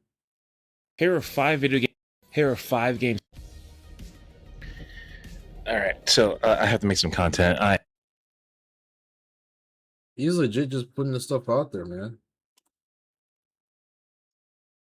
He hasn't uploaded the actual video in like a decade plus, but he's been doing shorts. So I guess he's just trying to put himself out there, build a community to where once he does go live, he's really gonna be popping because he's actually gonna look like I mean, he's lit already, but like once he goes live for real. He doesn't even have any live streams up, and I tried looking at his Twitch and wait, I'm gonna try to look up just the username.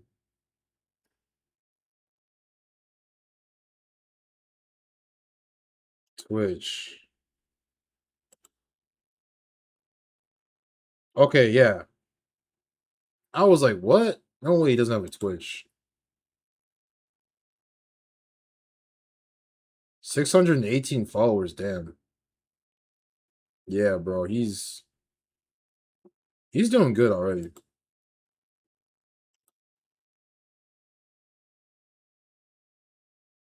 Wednesday, August 20. He's streaming tomorrow, y'all, so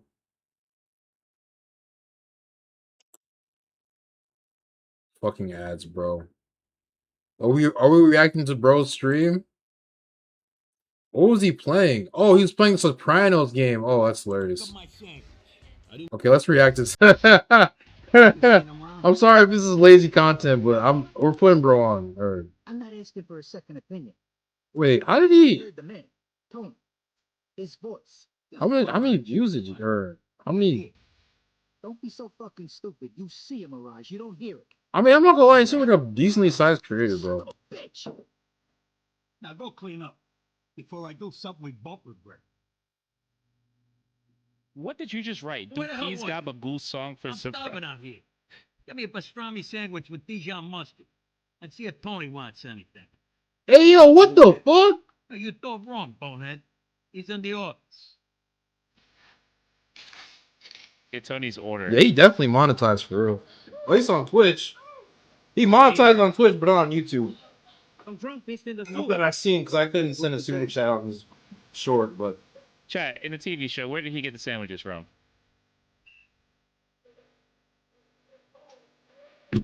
Where? Oh my god. I think I know what was Already going on. reacting to this shit, bro. Yes, I think it was Twitch itself. Alright, where are we gonna get this guy's food from? I told you. Go check in with Tom. Oh, okay. Yeah, but like, they didn't tell me where he was. This game's chugging, though, I will say that.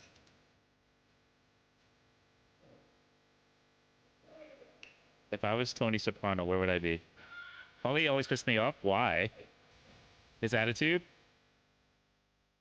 I was thinking copyright issue? Yeah, I was thinking copyright too. Because like, the game was still running. It's just the sound just went out. We'll see if it loads properly. If it loads properly, then it was definitely like a copyright thing. That's crazy. I gotta be careful, guys. Guys, I gotta be careful. I gotta be extra careful. Squirrel! What up, squirrel? In the back? Bro, this is the biggest strip club I've ever... Oh, yeah, you're right. Tony, you want anything from the deli? Ollie's hungry. Which must mean you're buying. Give me salami on rye, lettuce, mayo, mustard. Chicken soup with rice. Chicken Lots soup. of pickles. Cheeseburger and a vanilla shake. If it's chocolate, you're fucking taking it back. Got it? Neil? No, thanks. I'm off to AC. Then I'm dropping by the bachelor party. You're gonna spy on your future son-in-law, and then tell your daughter? He could look, Can you but mute the not music? touch. No, Those we'll are mute the whole rules. game. Hey, you're a defense attorney, counselor, not a prosecutor. I feel sorry for the fucking kid marrying into the Perry Mason family. Alright, return to Paulie. Wait, let me talk to Tony. How's Paulie's little meeting going out there? Looks a little intense. Fucking Philly cheesesteaks. Every time they gotta whip it out. Who is he? Hey, if you needed to know, you'd already know, Junior G, man. Did you see Vito yet? He's in a lounge. The man might be hungry. All right, let's also go to Vito. I feel like for people that watch the show, you're like really into this right now. He was just so hot-headed to me. Tony was perfect mobster, and when Chris sits on the dock, oh my god, I do remember that. Why is it $50 for sandwich? It's 5 orders, maybe more. Oh, this game? I got the limited edition one too, bro. Apparently, it's like a very like hard to find game. Now there just needs to be a Boardwalk Empire game. Was Boardwalk Empire that good? The first like 3 episodes put me to sleep.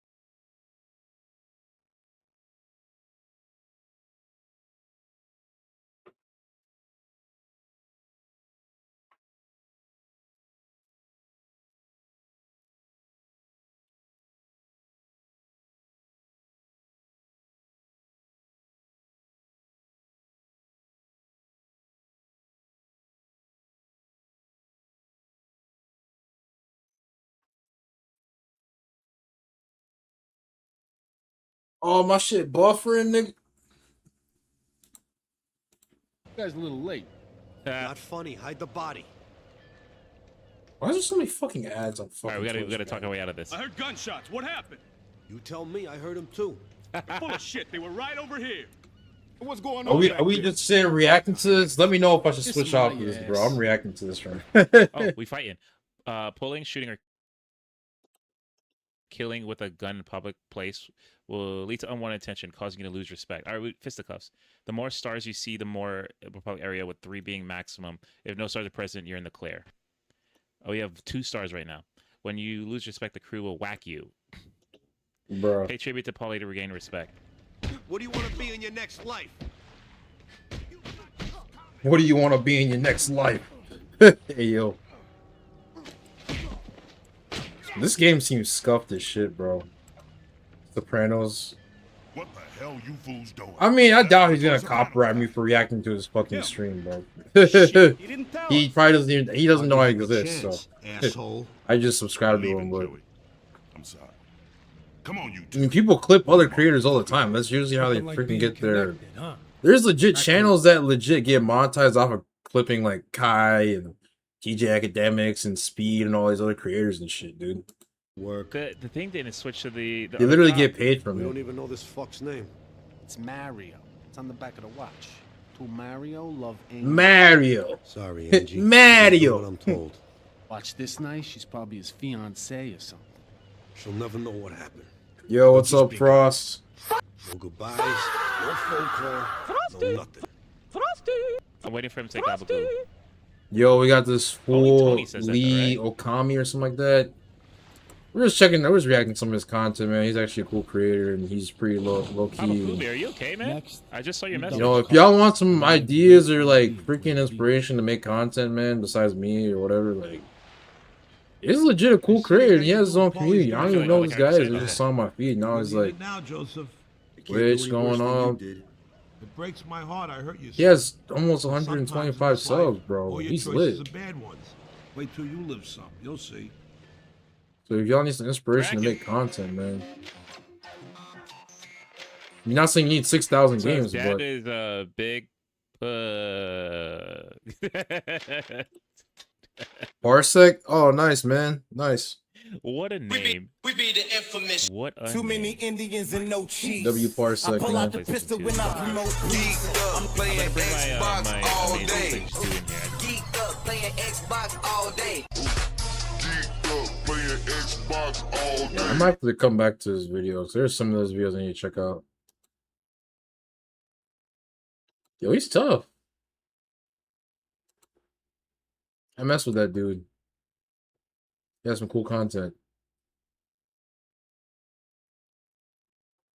GTA 5 faded playthrough. Installing 17,000 home viruses. What the fuck? Hey, yo, what the? Hey, yo, what the fuck? Japanese is hard. I don't know if I can learn Japanese, bro. Is Windows XP still usable? It's how you get freaking yeeted, bro.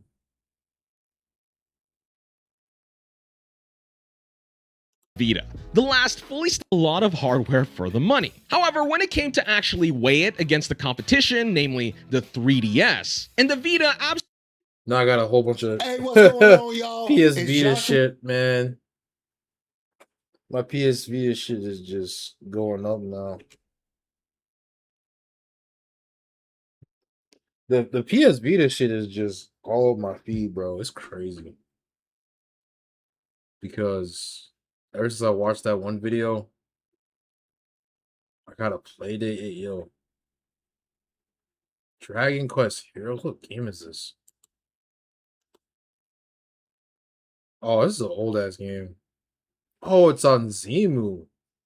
Oh, it's on the Xbox. I should check that shit out, low key. Windows 7 phone, jeez. I'm surprised they even dropped that shit. Yo, can I watch this without getting yeeted, bro? Before it became Gangland. When did that shit? a household name. And that was the beginning of Sony Electronics. I'm too afraid to watch because it has a copyright song in it, but this is a cool ass freaking show. It's one of the shows I grew up watching as a kid. Didn't realize it, but we had peak, bro. We had peak. We didn't know what we had. Oh, see, yeah, all these shits have like copyright songs in them. Game Pro Action DVD. That's freaking cool. Have been replaced with magic books that you can combine with your weapons. Plus, you can save your game anywhere. Dude, old gaming shit to me is, I don't know. Like, I enjoy watching old gaming shit. You would think it'd be like boring to watch, like outdated, but I don't know. I actually like seeing like how shit was back then.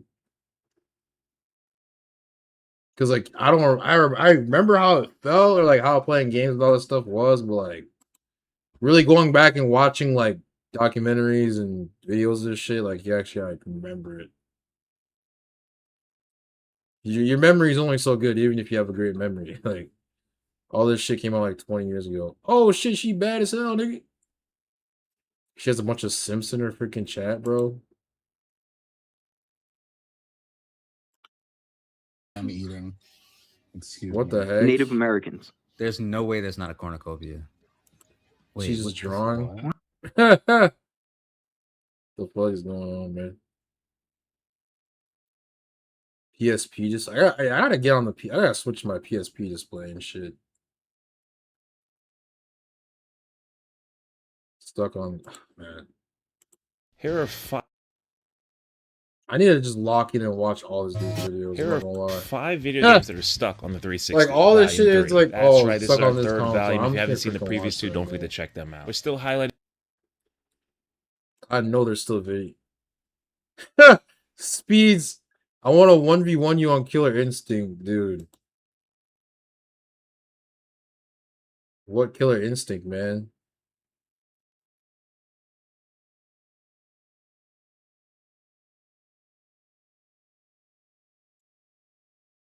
I mean, you play it way more than me. I don't even know any combos in that game, so we'll see what happens, man. Definitely more of a Street Fighter fellow myself. 40 plus games already delisted. What the fuck? Disgusting bug infested PlayStation. Oh, that's gross. How do you even? That's just dumb. How does it even get that bad? It doesn't even make sense, bro. Your ass is disgusting, bro. Other GameCube RPGs. There's a lot of freaking GameCube games that are from like just never got released to other consoles. Even more than PS2, it feels like, because at least a lot of PS2 games got ported. A lot of GameCube games are just now getting ported to other consoles. You know what I'm saying? 1v1, bro.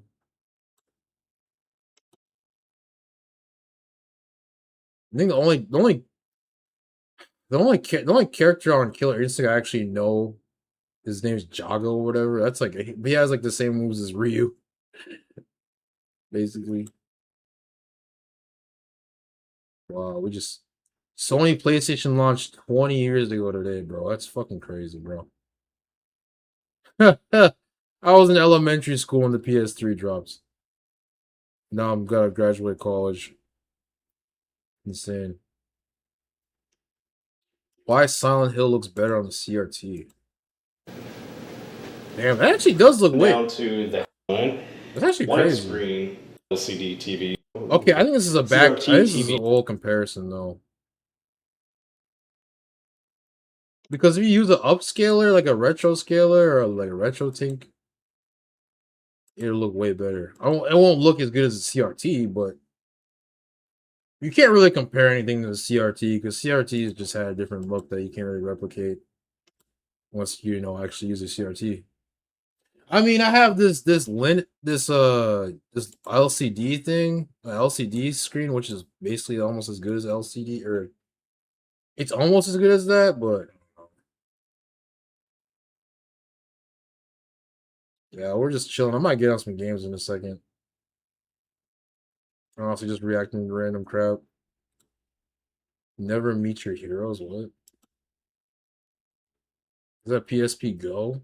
Currently selling this thing for the last like couple years at least. It There's a lot of freaking random games on here, man. So you should Joe At the same exact time. Yeah.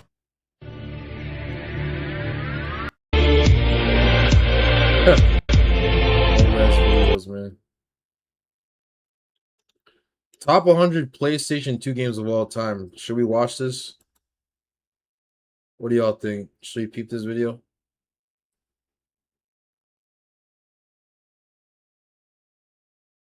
Top 100 games, man. Did y'all even play 100 different games for the PS2? I don't even think I did. I've had to play at least like 30 to 40 different games, but like, I mean, there is at least like 20 to 30 games for sure I could probably name off the top of my head. At least 20. I don't know about 30 off the top of my head. I mean, I played most of these though for real. But I'm talking about when they came out or on PS2 versus like years down the line, you know? I mean, I definitely played this one back in the day. This is one of my favorite games. Devil May Cry 3.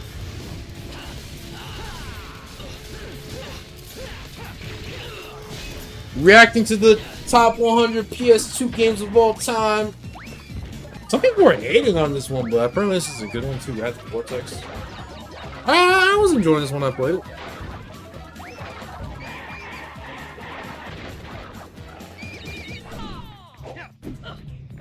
Mortal Kombat. Oh yeah, me and Ninja crushed this game. This was a fun one. Wow. I cannot imagine playing the single player. I mean, it's not that bad though. Single player. Playing in multiplayer though, that was a really good time. TMNT 1, this is an alright game. Oh, I hate that you can't save them. I mean, I guess it's a beat 'em up, so you can't really save them in the middle of the mission, but it's kind of annoying. God hand, I still need to really beat this game. I played it on an emulator a long ass time ago when I was a kid, and I got like past the first stage, and I was like, man, this game's already kicking my ass. I'm already good. Hey yo, what the fuck? Hey yo, what the fuck? Bro, it's spanking. Well, yeah, y'all saw me beat this game earlier this year. This was peak. Not much needs to be said about this one, man. You see the freaking destruction. See the gunplay. Freaking dope, man. Chet, isn't this really one of the best PS2 games? A lot of people say that game sucks. I'm not gonna. I haven't beat it yet, so I really shouldn't say it sucks or not. But I don't know. I actually have this downloaded on my PS2, so I might try this in a bit. Down. This was kind of fun. I'm not gonna lie. I don't mind like snowboarding or like downhill type games. It's actually not that bad to me.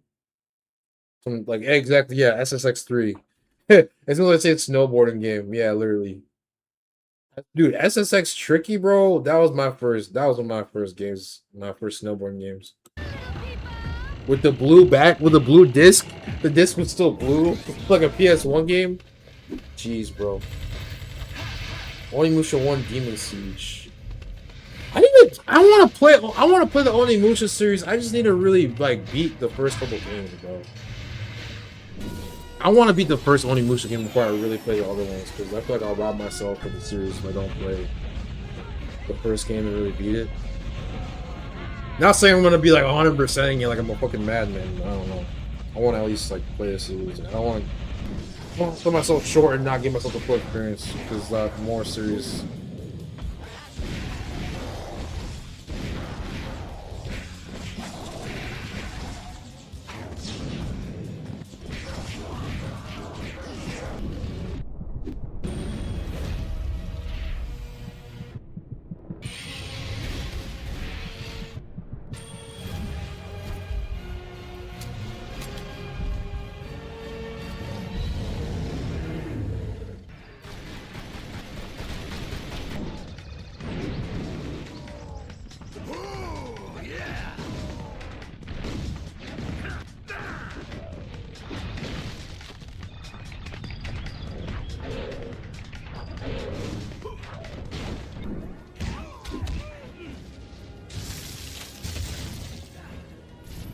PlayStation 3, 5. That's so stupid, bro. PS3, 5, bro.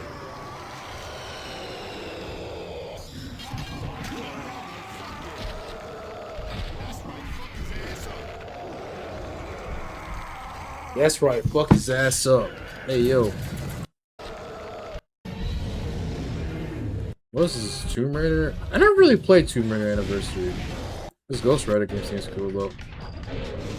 Ben 10, Planet of Destruction.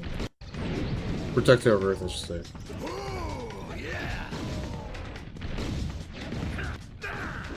Jade. I'll check him out. What type of content does he make?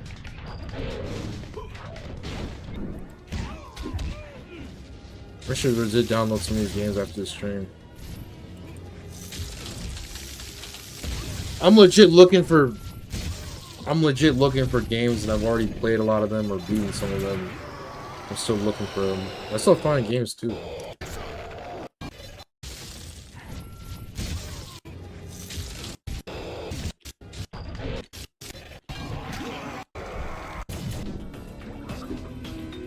Sly Cooper.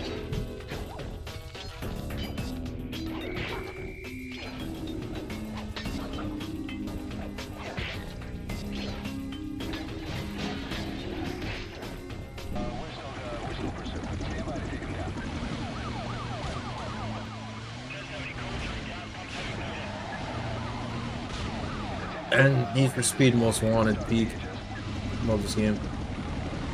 He must have been playing on the emulator because this shit looks way cleaner than it. He took off the fucking piss filter. Hey, yo. This looks amazing. What the heck?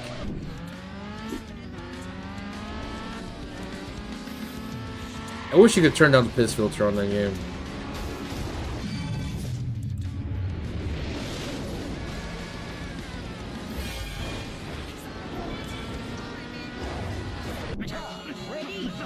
Tom and Jerry wore the whiskers. Hey, yo. Hey, yo, what the fuck? That's crazy. That's actually kind of funny, though. Damn, you can straight fuck up Jerry, bro. Yo, Tom and Jerry. Kids these days don't even know about Tom and Jerry. That's crazy. They don't even know what Tom and Jerry is, man.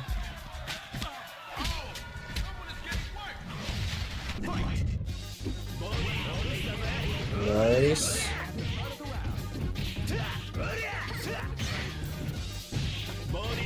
Game looks. I mean, dude, we played this a million times before. What's there to say about this game? Ultimate Ninja 3. I think I did download this. I might have to re-download it though. I had a mod for Ultimate Ninja Storm 5 that I was doing that I made room for instead of this game. But...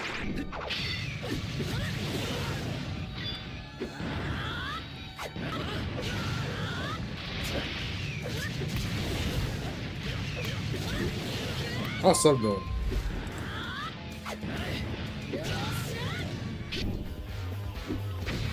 Up your arsenal. This game was fire too. I have this game on PS2, I think, actually, the disc. Amazing games, man. Persona 3. I never really played any of the Persona games, man.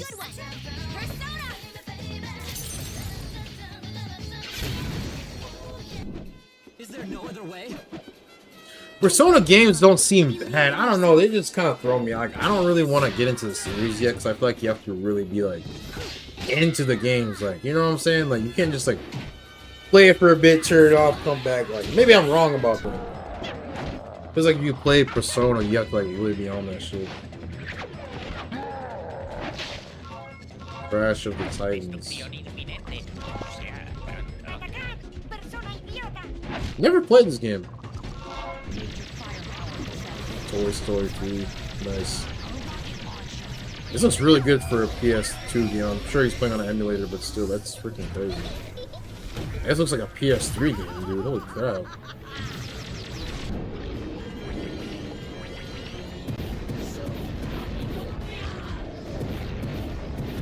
This just reminds you how freaking good the PS2 graphics. Like, I mean, obviously this is playing on a freaking upscaler and shit. Dude. The fact it's all PS2, even if it's on emulator, that's still crazy. Like, they really cooked like they always talk about all the PS like graphics and stuff, but I'm like, bro, the PS2 had cool graphics too, bro. Like, obviously it's not realistic, but like, geez, it had cooler art style. Like, the characters actually look cooler. Like, games nowadays, the characters don't even look that cool compared to like. Don't get me wrong, like modern game characters look cool, quote unquote. Like they have like the clothes or like the graphics, but like their actual design, they just look like normal people. They don't look like actual like superheroes. They don't look like aliens or creatures. They just look like normal ass niggas. Like, you know what I'm saying? It's kind of weird. They like in these old games, they try to make them seem like they were larger than life. Or at least they try to make it feel like there was like doing something on a different level than just being a freaking average. You know what I'm saying? I don't know. Even in the action, like adventure games, I don't know. It feels like. I'm not saying modern games don't make you feel like a badass too. But I don't know. It feels like PS2 games had a lot more exaggerated like characters and a lot more expressiveness. Now modern games just are way too inexpressive, man. You know. Dude, this just makes you realize how good the freaking PS2 was.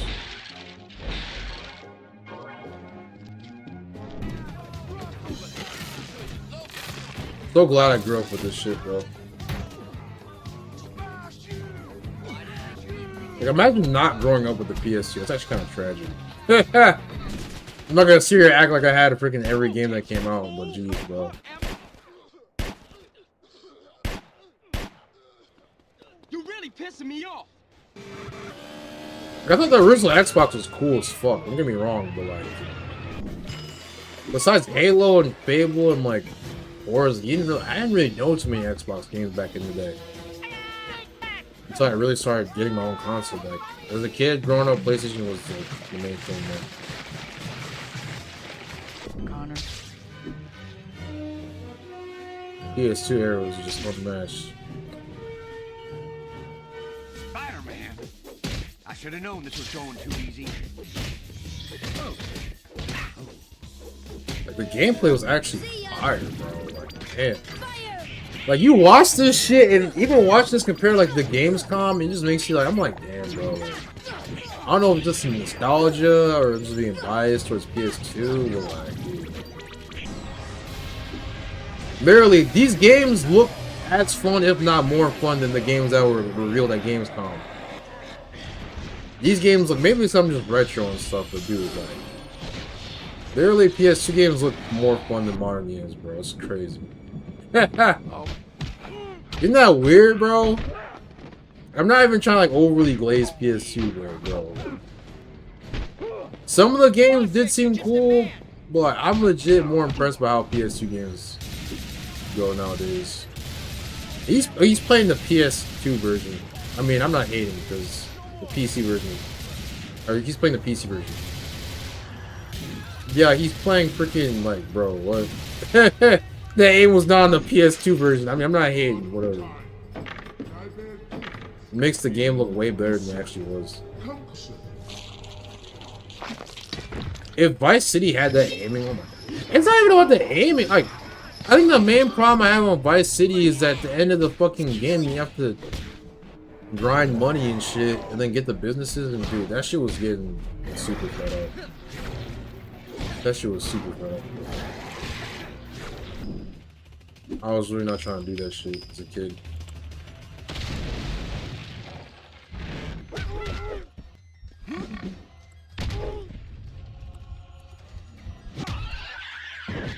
Ooh.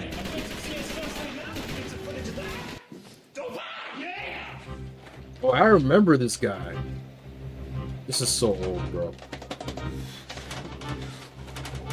Boom, headshot. Boom, headshot. I can dance all day. I can dance all day. Try to hit me. Try to hit me. Come on. I should put this shit on my soundboard. Take that, bitch! So like, this is my PC here. It owns. It owns!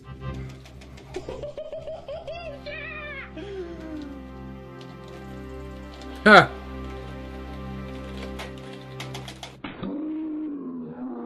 $20 ago, man.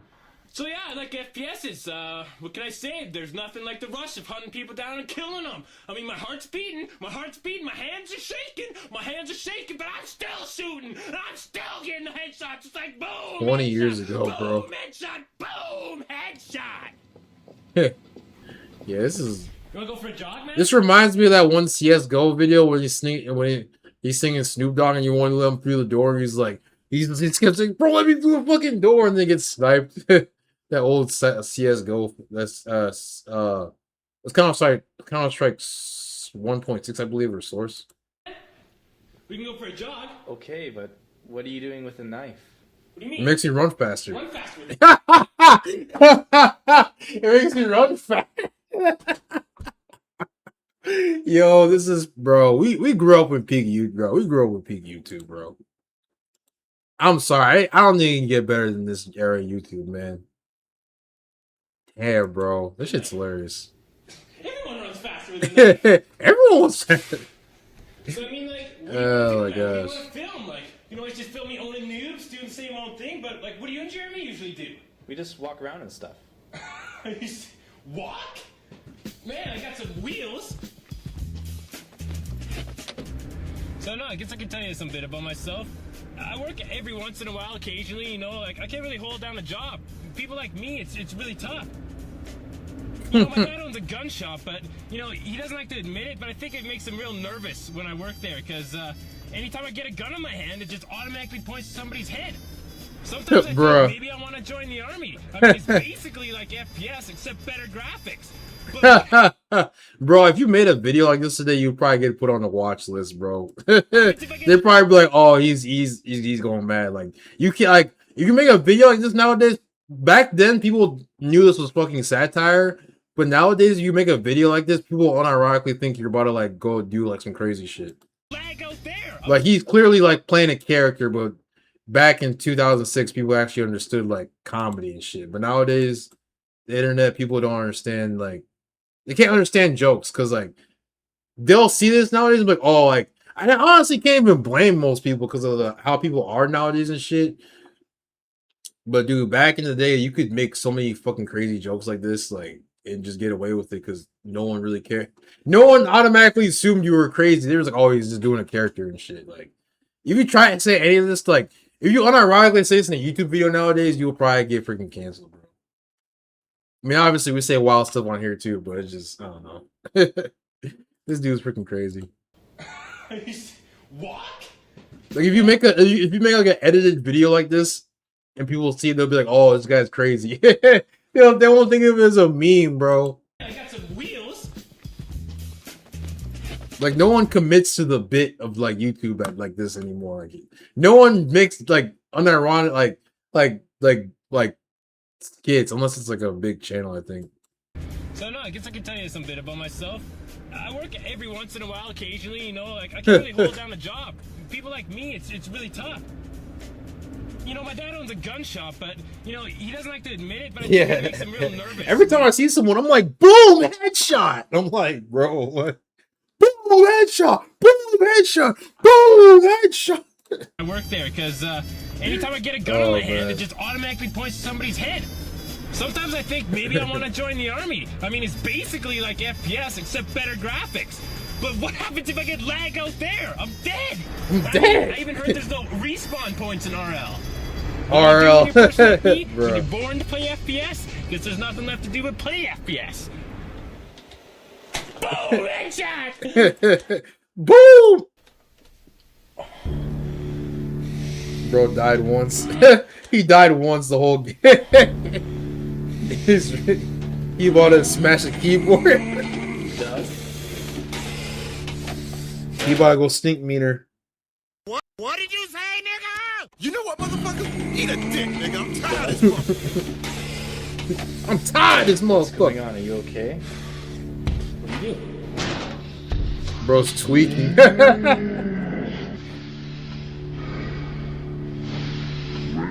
what's going on? Bro's genuinely tweaking. You know what, Kyle?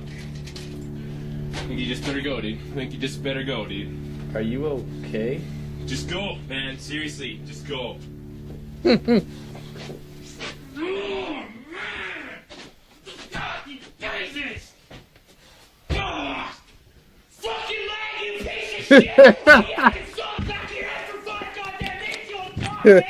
I need to put this shit on my soundboard, bro.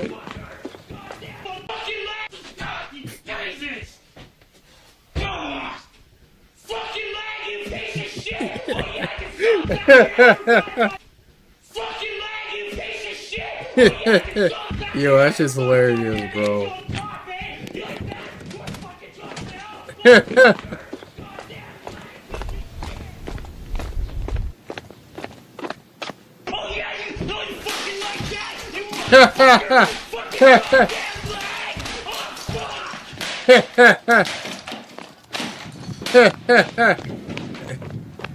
Oh my gosh, bro.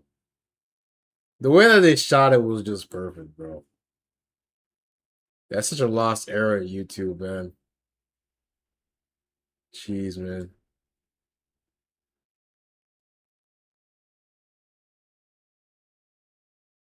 Now I just have videos from fucking...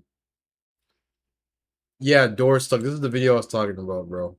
The Phantom, exterior like fish eggs, interior like suicide wrist rags. I could exercise you. This could be your phys ed. This is a Cheat classic, on your bro. man, homie. Ah, I tried to sneak through the door, man. Can't make it. Can't make it. The shit's stuck. Out of my way, son. Door stuck. Door stuck. Door. I beg you. We're dead. You're a genuine dick sucker. You're a genuine... Bro. Yeah, I'm even scared of friends.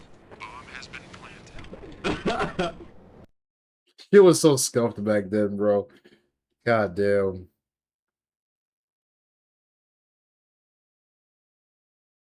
Shit was hella scuffed back then.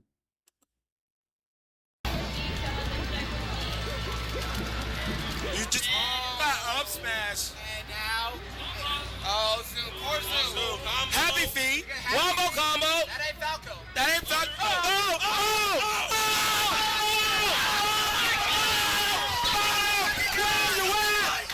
Where you at? Where you at? Oh, oh my God! Wombo combo. Get your ass whooped. Happy Pete! This video is so legendary, man. That is like the top 5 best gaming videos of all time. I don't even care. It has to be there. I'm not even like a huge Smash player, but like this is such a legendary meme. Happy Pete! Wombo combo!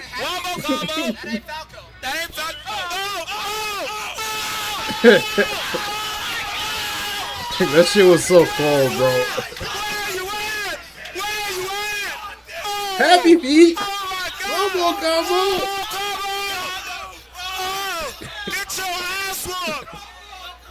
I need to put like all this, dude. After the stream, I can do it now. I'm low-key lazy. I need to put all this shit on my soundboard, man. This is speed. Wow!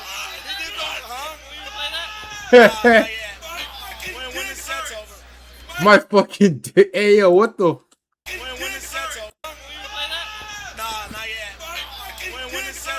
Dick hurts. Bobak's dick is hard. Hey, yo. A little bit hard. Anything to say. Hey, yo. Niggas just said anything back then, bro. Pause. Leroy, Okay, bro. guys. I feel like I'm just going back through history right now. Door stuck for a long time. Heard he passed. Oh, that's tragic. I'm freaking lagging. Yeah, that's tragic. I mean, dude, these videos are so old. I'm not even surprised, low key, to be honest. These eggs have given us a lot of trouble in the past. Leroy Jenkins. Anybody need anything off this guy? Yo, or can we this is bypass crazy, him? man. I think Leroy needs something from this guy. Oh, he needs those devout shoulders. Isn't he a paladin? Yeah, but that'll help him heal better. He'll have more mana. Christ. Okay, well, what we'll do, I'll run in first, gather up all the eggs so we can kind of just, blast them all down with AoE. I will use Intimidating Shout to kind of scatter them so we don't have to fight a whole bunch of them at once. When my shout's done, I'll need Anthony to come in and drop his shout too. Hold on. Ages. Alright, thumbs up. Give me a number crunch real quick.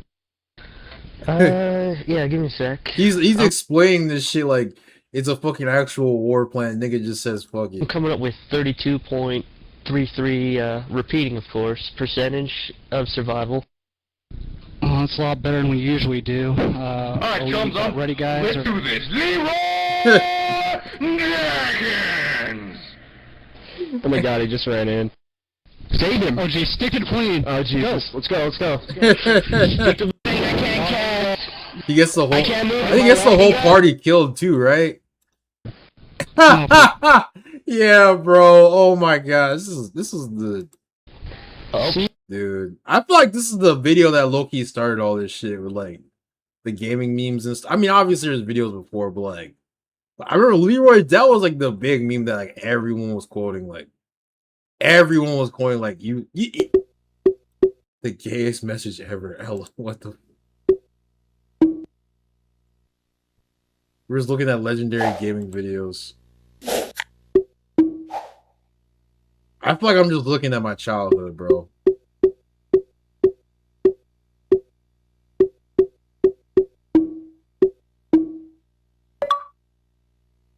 Ooh, you are so fucking big. I'll just stick a fucking horseshoe up that ass, baby. Come over. Ooh, la la. Come to me, spanky, spanky. Dude.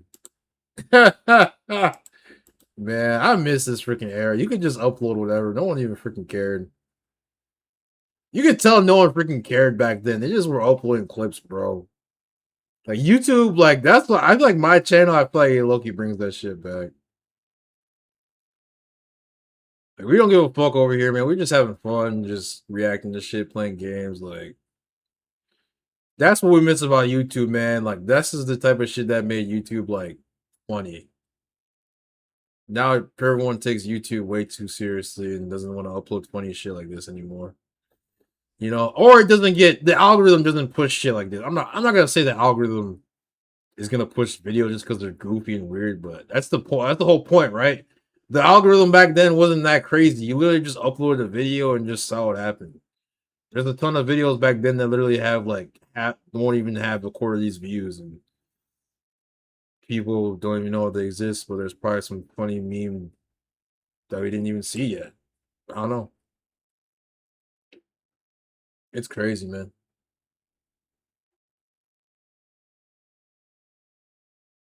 I actually enjoy it, bro. We still out here, man.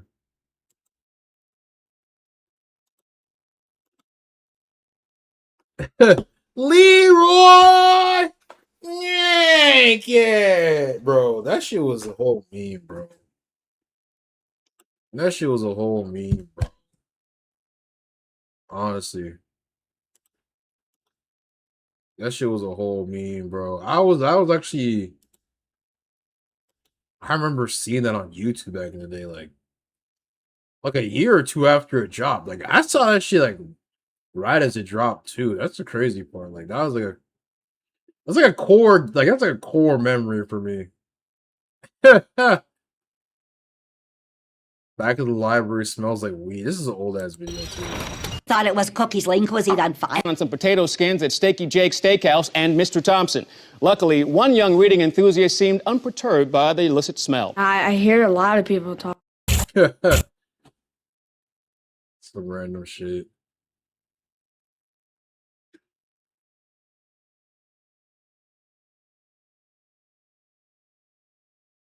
I could stream a little more. I will see. It's already 11:30. Why wind down for the night since I have work tomorrow? I'm gonna do that, yo. I'm gonna get out of here, man. I appreciate everyone watching, man. I didn't really game too much. I did play some Capcom games, but Capcom Fighting Jam. It's almost 12 around here, and Got work in the AM, so I'm gonna peace out, man.